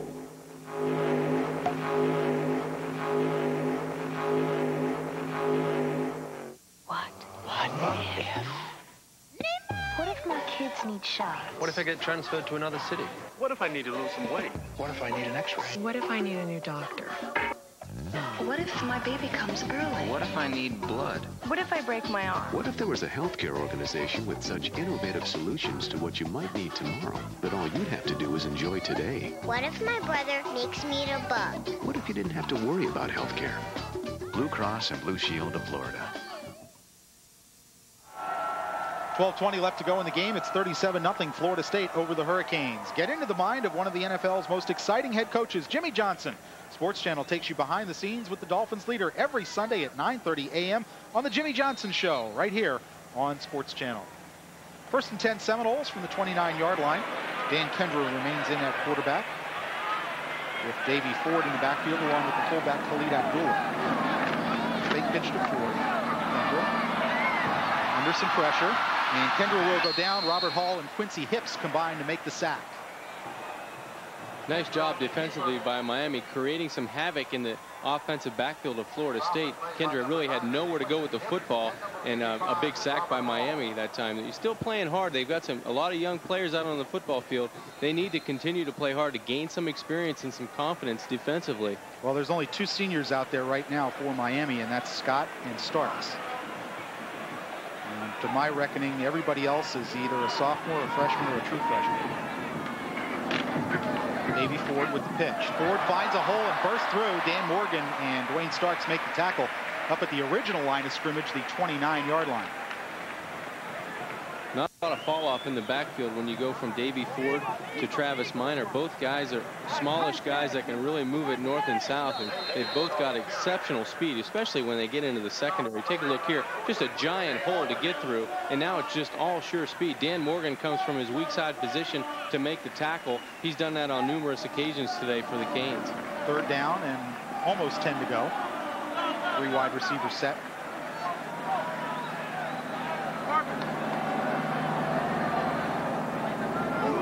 Kendra out of the shotgun. Quarterback draw, and they got it blocked really well. Kendra will have a 1st down and more. Look at this. Dan Kendra inside the Miami 40 and runs over a man, Leonard Myers, down at the 24-yard line. Dan Kendra with a huge gain. Yeah, great lead blocking down the field by Abdullah, number 32 out of Fort Lauderdale. He's the fullback on the quarterback draw. Take a look, 1-2 steps downfield. Take a look downfield and then tuck it under your arm and run. You see Scott coming up to make the tackle. A nice move to the outside by the quarterback, Kendra. Now it's a foot race, and he's got his fullback leading the way. And watch this. He's 245-pound quarterback. He's going to lower his head on the freshman cornerback and take him down along with him. He deserves to be happy after that run. 44-yard gain by Kendra. Again with the rollout. Open is Abdullah in the flat, but Kendra missed him. Dennis Scott had the coverage. Yeah, sometimes that'll happen after you make a run at quarterback. You come a little tired, and you don't do the little things to set your feet to get it out on an easy throw, let alone a tough throw. And that was an easy one. All he had to do was lead his fullback into the flat, and that's another productive play for Florida State. 10:39 left to go, 4th quarter, and I'm sure for Butch Davis and the Hurricanes, this one can't be over soon enough. No. 2nd and 10, Seminoles.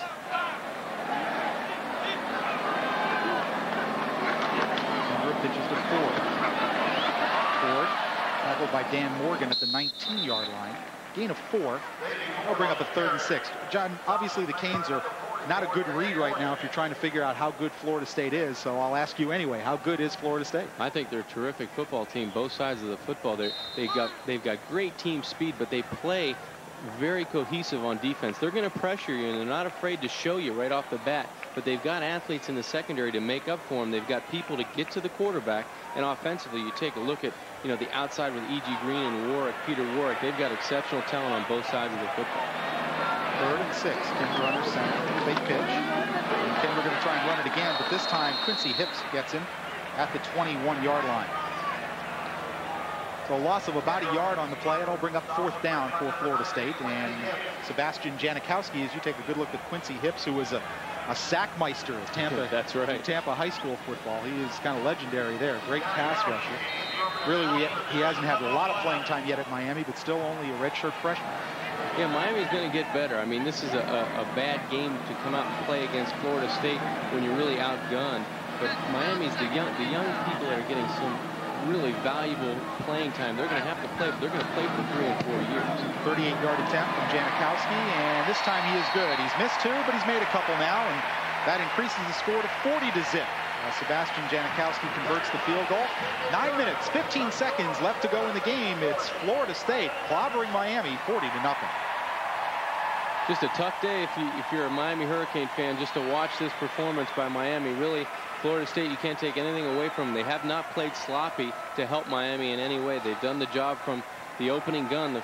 Right off the bat, the offense have taken the ball down the field and drove the football consistently against the Miami defense. And then really Miami's running game has been entirely shut down by that Florida State defense. So Frank, it's really been a collective team win for Florida State.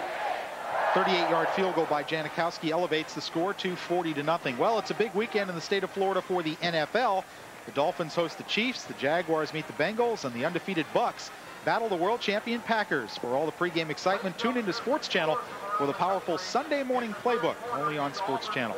Well, the Florida State fans will be most happy today with this 40-0 win. Their team going to improve to 4-0, and we were just looking at the Seminole schedule, John, and really looking at the test down the road. North Carolina on November 8th, maybe at Virginia on October 26th, and then of course the season ender against Florida. But it looks like they have a very good chance of being undefeated when they go up against the Gators on November 22nd. Well, it stays on cruise control next week against Duke, I would believe.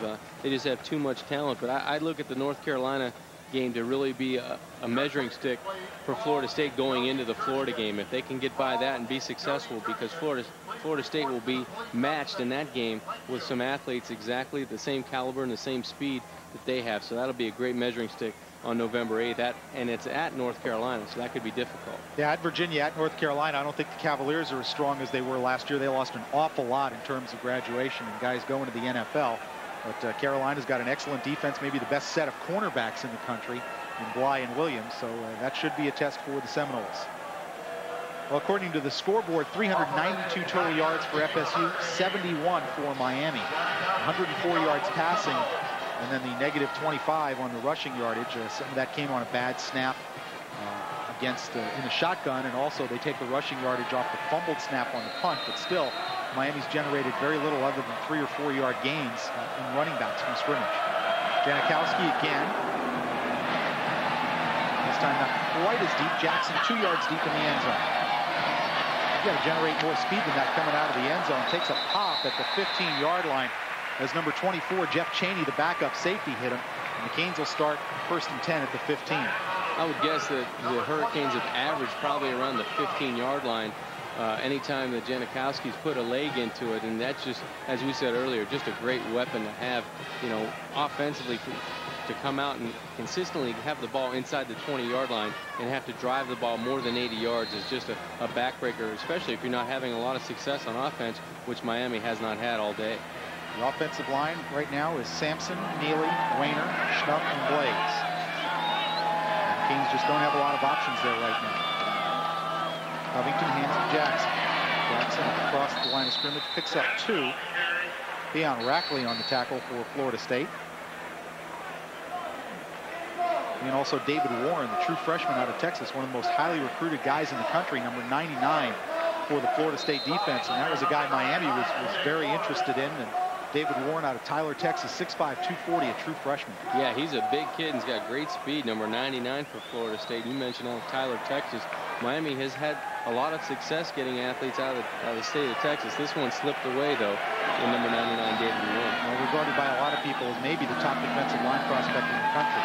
Backside pressure coming. Covington has to roll out. Threw it in the air, incomplete, up at the 37-yard line. Going for Andre King, the walk-on and the professional baseball player in the Tampa Bay Devil Ray organization, who's decided to, after 4 or 5 years in the minors and struggling, cast his lot in college football. Yeah, tries to go up and make a nice catch. Just goes through the hands of Andre King. That was a nice job by Scott Covington trying to buy some time to get the ball downfield. He did a good job once he found his quarterback in trouble. Looking back, tries to break away from the defender. He has enough room and enough time to make the catch. It just really went right through his hands. A nice play by Covington, but King needs to make that catch. Yeah, we saw Andre struggle early in practice as fall practice opened. He'd been away from the game for 4 years, and there were quite a few drops early in practice. Mistimed on the snap. Covington just has to run for his life. Tried to go to the tight end Franks, but never got the ball there.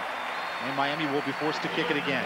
Wow, just totally out of sync. Just a botched play from everybody was on the wrong count and looked like Scott had the ball and no one else was moving. So tried to make something happen, and Cowart ends up knocking the ball down, the weak side linebacker for Florida State, and he'll get a round of applause with the rest of his defensive teammates coming to the sidelines. So with 8:12 to go, Andy Crossland will kick, and Peter Warwick stands at the Florida State 48.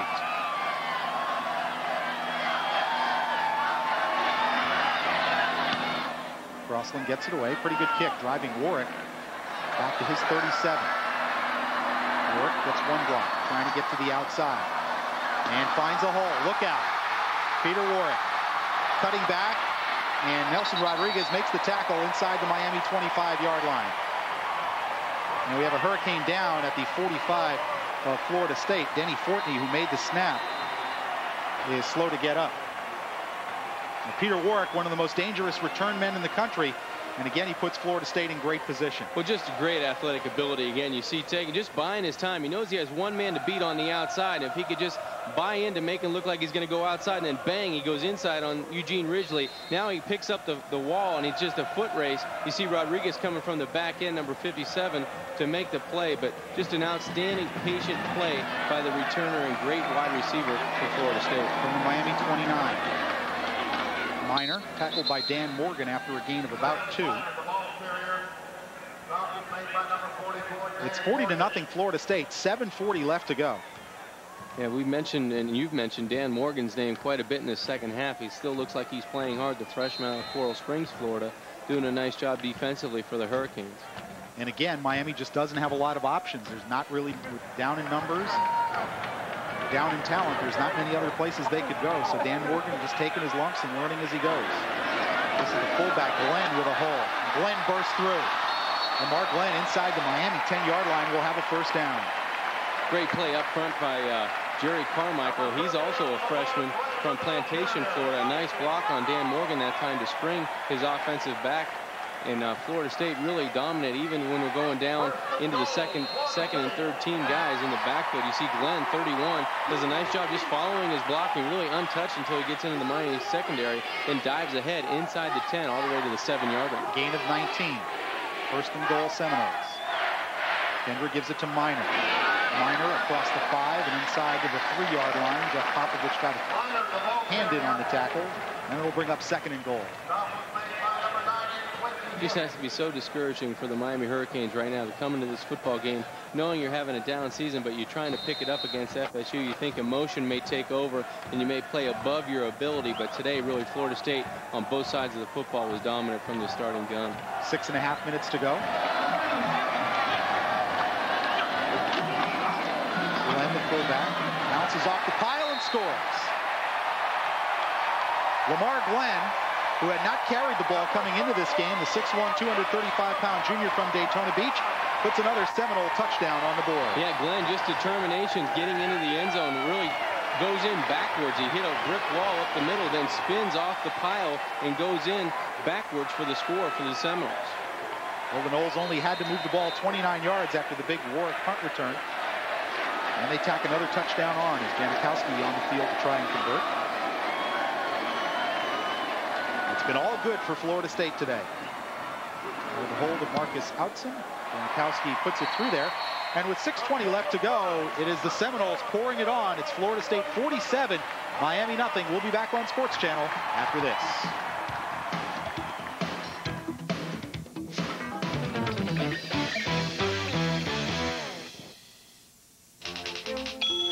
FedEx will come to your office to pick up your 2-day package for an extra charge.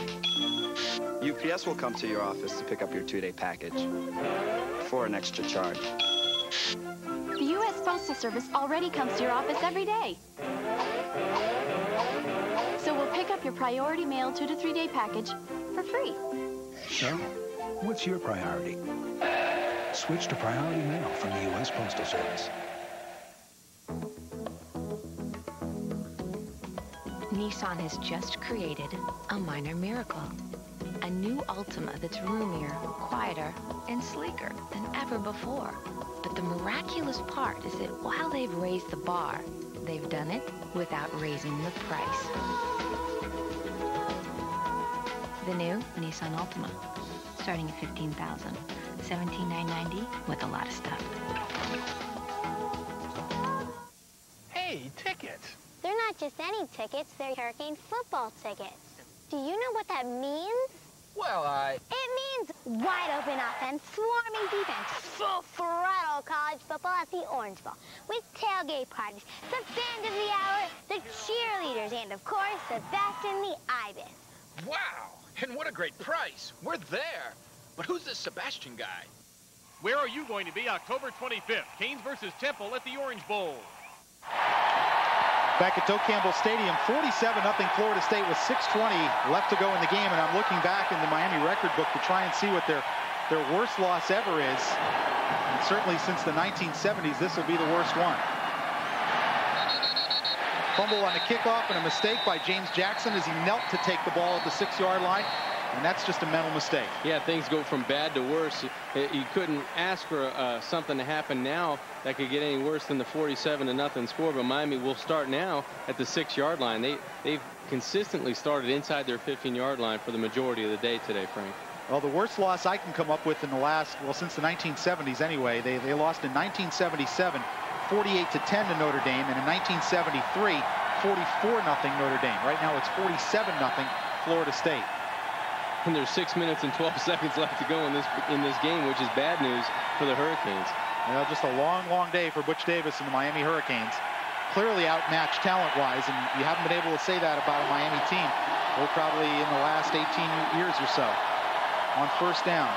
Edger and James back in the football game, and James is bounced out of bounds after a pickup of only about a yard. Derek Gibson in on the play, along with number 46, Abdul Howard, backup defensive back. Yeah, we haven't seen a lot of Edger and James today. He was hit early pretty hard in the ball game. You see 10 rushes for only 7 yards. But that, you could put any name on that, on those two statistics. You could put Barry Sanders out there today. He hasn't had anywhere to run. It doesn't really matter. And Florida State's defensive front has just totally overmatched Miami's offensive line. 2nd and 9 for the Hurricanes with 6:05 to play.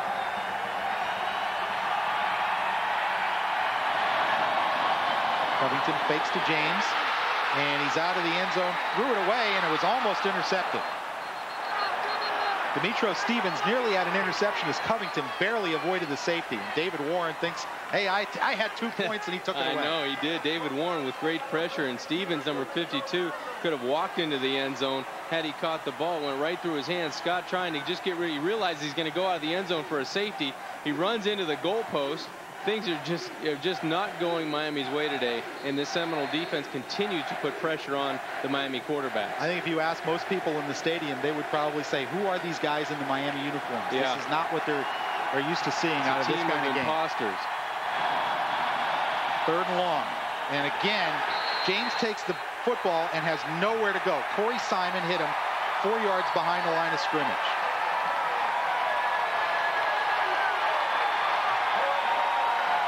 I mean, Miami's offensive line they can't block anybody. Flat out, they can't block anybody right now. No, and if you're Butch Davis, last week after the West Virginia loss, he was very positive and upbeat about everything, about how hard the team played. If you go and you look at the team today, it doesn't look like they're playing as hard as they did last week. And if anything, from the first half to the second half, it looks like they've quit a little bit in this 4th quarter, and it's tough to stay positive when you're down 47-0. Well, you basically got the same offensive linemen in there and against fresh people, and still, even Florida State's 2nd unit defense is a heck of a team.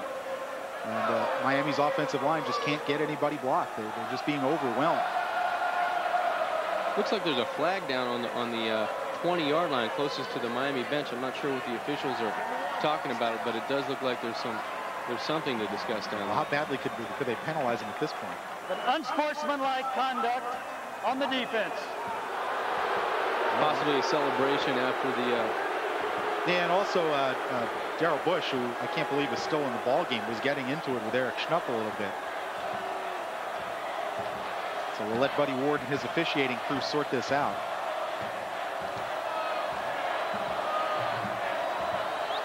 I mean, what's Bush still doing in the game with 5:27 left to go and a 47-0 count? Yeah, that's kind of ridiculous. I wouldn't want my starters in the football game. Unsportsmanlike conduct on the defense. So they will mark off 15 against Florida State. And this should give Miami first down. Yeah, or close to it. So it is a first down for the Hurricanes out at their 17-yard line.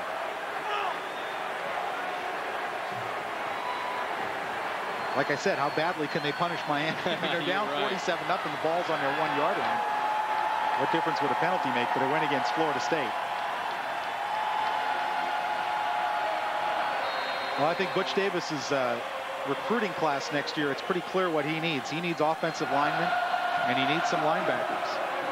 And he needs to get lucky with a few of those that can play as freshmen and be dominant, because they're going to have to play. Pitch to James. Again, not much room. But James picks up 2. Abdul Howard and number 29, Tommy Poley, who's been a special team standout today, make the tackle after a pickup of maybe 2. And as you said, Frank, this is basically the same offensive line that played last week and played not a bad football game. They gave Ryan enough time to do some things offensively, but they wore down as the game wore down against West Virginia. But today from the start, Florida State has just been dominant on both sides of the line. You got Brian Bippen now in at center replacing Mike Weiner. And Bippen a year ago was a fullback / tight end. Covington complete to Darrell Jones at the 25 and up across the 25-yard line with Cott Fryer hanging on. Fryer, whose brother Matt played here out of that great high school program, Live Oak, Florida, which is a great name. I love that name. That's just up the road a little bit, or up the road a piece if you're up here. 3rd down and maybe a half a yard for the Hurricanes. And again, confusion as to who's in and out of the game. Finally, Reggie Wayne comes off the field. 3rd and a yard, and Miami has only 5 first downs according to the scoreboard here at Doak Campbell Stadium. This would be 6 if James can get there, and I think he might have. Yeah, it's a good spot by the side judge up on the Miami side, and I looked like he had enough for the first down. Buddy Ward looked like he's signaling first down. With 3:48 left to go in the game, it's Florida State 47, Miami nothing. It's just been all Seminoles right from the outset. First down Hurricanes. That's, again, only their 6th of the game. And just they have not even come close to scoring today. No, they haven't threatened. I don't believe since the first quarter they've been in Seminole territory. Covington flips it out to James, but he has nobody in front of him. And James brought down at the 25-yard line, number 98, David Tulloch, senior out of Miami, Florida, who has moved down on the depth chart. And actually, that play lost a couple of yards. It will be 2nd and 12. Yeah, with this clock of counting down, we're at 3:08 and counting down, and Scott Covington into the ball game will bring up an interesting scenario in 2 weeks. What happens in Boston College? A lot of jobs probably that were not changed going into this game could be up for grabs. 2nd and 12. Covington with the fake, pressure on. Covington gets rid of it to Wayne, caught on the outside at the 28-yard line, where he shoved out of bounds right away. Pickup of about 3 or 4 yards, and Miami Hurricane back down inside the 15-yard line. It's Robert Sampson, the starting left offensive tackle. And Miami very thin in the offensive front to begin with. Yeah, I'm not sure who they could even possibly put in there. Now Freeman Brown will come in and play back in, play defense, play offensive tackle. Things just going from bad to worse for Miami. I mean, they came into the game with 2 chances today, pretty much slim and none. And Slim left town pretty early in this game. Slim missed a plane in Miami, I think. We'll take a look at Robert Sampson. 2:45 left to go. It's 47-0 Florida State. We'll be back with the conclusion of this game from Doak Campbell Stadium right after this on Sports Channel.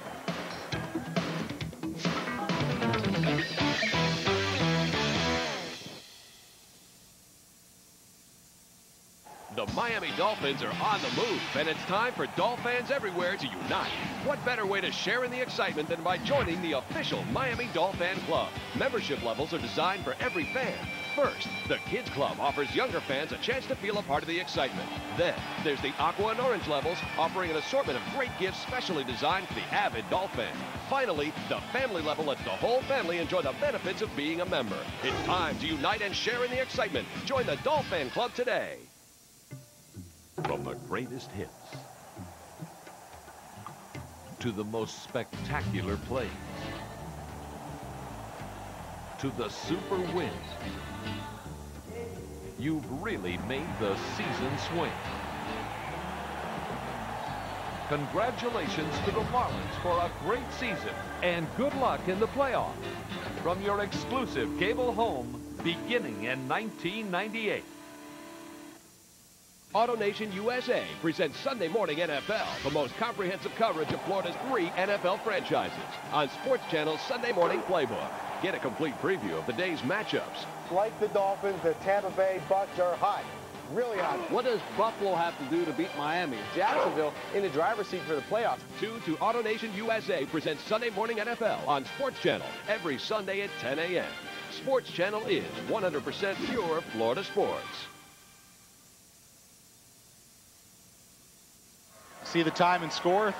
3rd down and 6 yards to go for the Hurricanes as they help Robert Sampson off the field, and he was moving around pretty gingerly. And again, Miami running out of offensive linemen pretty quickly. They had 8 guys, healthy ones, before the start of this game, not including their true freshmen, Scott Puckett and Martin Bibla, who were not on the trip. They may be pressed into service before this season is over if this keeps going on. 3rd and 6. And again, Covington under immense pressure, gets the ball off to Omar Roll, and he'll have a first down up to the 42-yard line. That was a terrific pass by Scott Covington. He had a Florida State defender draped over his left side and still had enough strength in his arm to get the football out for a completion. Omar Roll hasn't played a whole lot today, the junior out of Norland. You see Florida State still coming on the blitzes. They're sending Fryer, the safety. Yeah, Fryer comes in and he makes contact before Scott even gets rid of the football, and it had enough strength to get it out to Omar Roll for the completion. 2:24 left to go, the clock moving. Reggie Wayne and Darrell Jones are Miami's receivers at the moment. Covington, pump fake, going deep for Darrell Jones. He is open, and Jones has it at the Florida State 20-yard line, where Fryer runs him out of bounds. And a flag down in the backfield, Frank. Let's check with Buddy Ward. Personal foul, roughing the passer. On the defense. Well, I said Florida State would try to step on Miami while they're down, and they're doing it. Yeah, they are. They're taking every shot they can at Miami, and nice job that time by Scott Covington again, getting the football down to his freshman wideout, Darrell Jones, on the pump and go. Nice air underneath the football, and a nice pass and catch by the Hurricanes. It was a gain of 38, and they'll tack on half the distance. Roughing the passer on the defense, half the distance to the goal, first down. So it'll be first down at the Florida State 9-yard line, a first and goal. And we'll see if the Canes can avoid the shutout with 2:07 left to go. And obviously the crowd at Doak Campbell wants the shutout. They're going for blood today. Make it first and goal at the 10.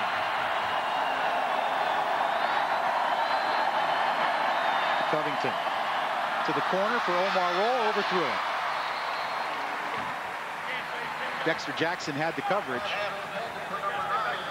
But a little too much air under the ball from Scott Covington. Yeah, just try to get it outside and let his wide receiver Omar Roll run underneath it, but just overshot him that time in the Florida State corner of the end zone. Second and goal with 2:02 left to go. And that pass play to Darrell Jones has Miami finally up over 100 yards in total offense. They're at 131. Just off the top of my head, that could be the longest pass play from scrimmage this year. I'm pretty sure it is. Miami has not gone deep very much this year. On second and goal. Covington to the outside. Is it intercepted? Yes. Yep, it is. The interception from, is that Samari's second? That's Samari's second of the day. Samari Roll out of Miami Beach High School. Yeah, and the fans go crazy because it prevents the Miami Hurricanes from getting on the scoreboard and preserves the 47-0 score on the scoreboard. Just a bad decision that time by Scott Covington, throwing it outside. There were a lot of red shirts on the outside at defense, in great defensive position for Florida State. Scott just drifts a little bit towards the throw, plants and sticks it out on the outside, but really no chance for a completion. And Samari Roll comes up with his second pick of the day. Well, the turnover gives it to Florida State at their own 8-yard line. And it looks like they've saved the shutout with 1:56 to go. Gray, the fullback, takes the handoff as Chris Weinke now in the game at quarterback.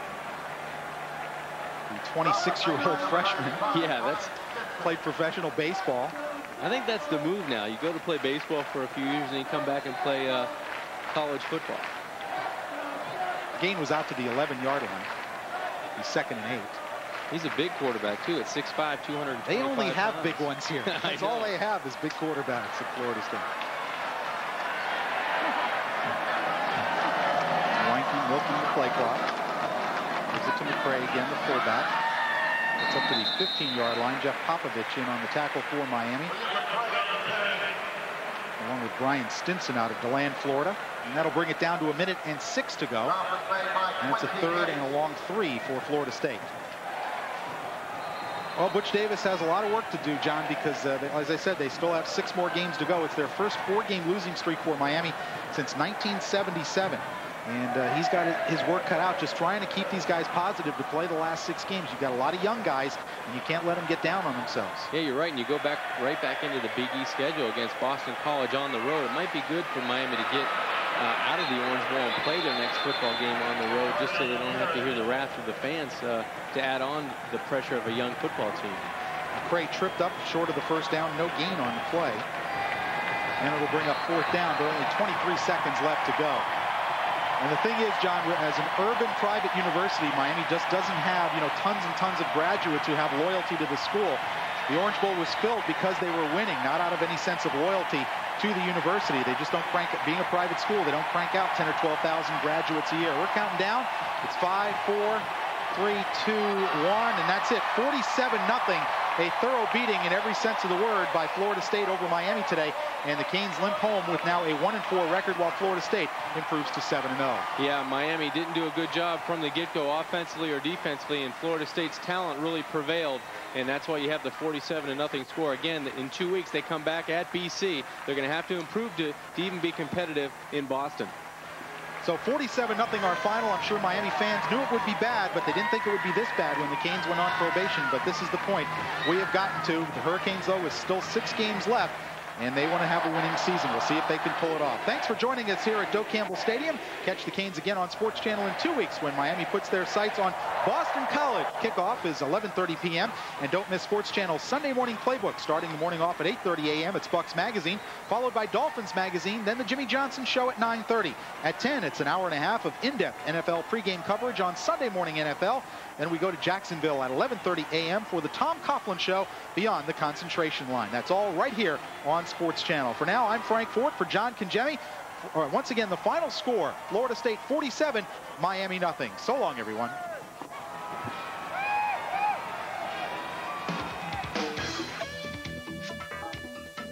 University of Miami football has been brought to you in part by Bell South.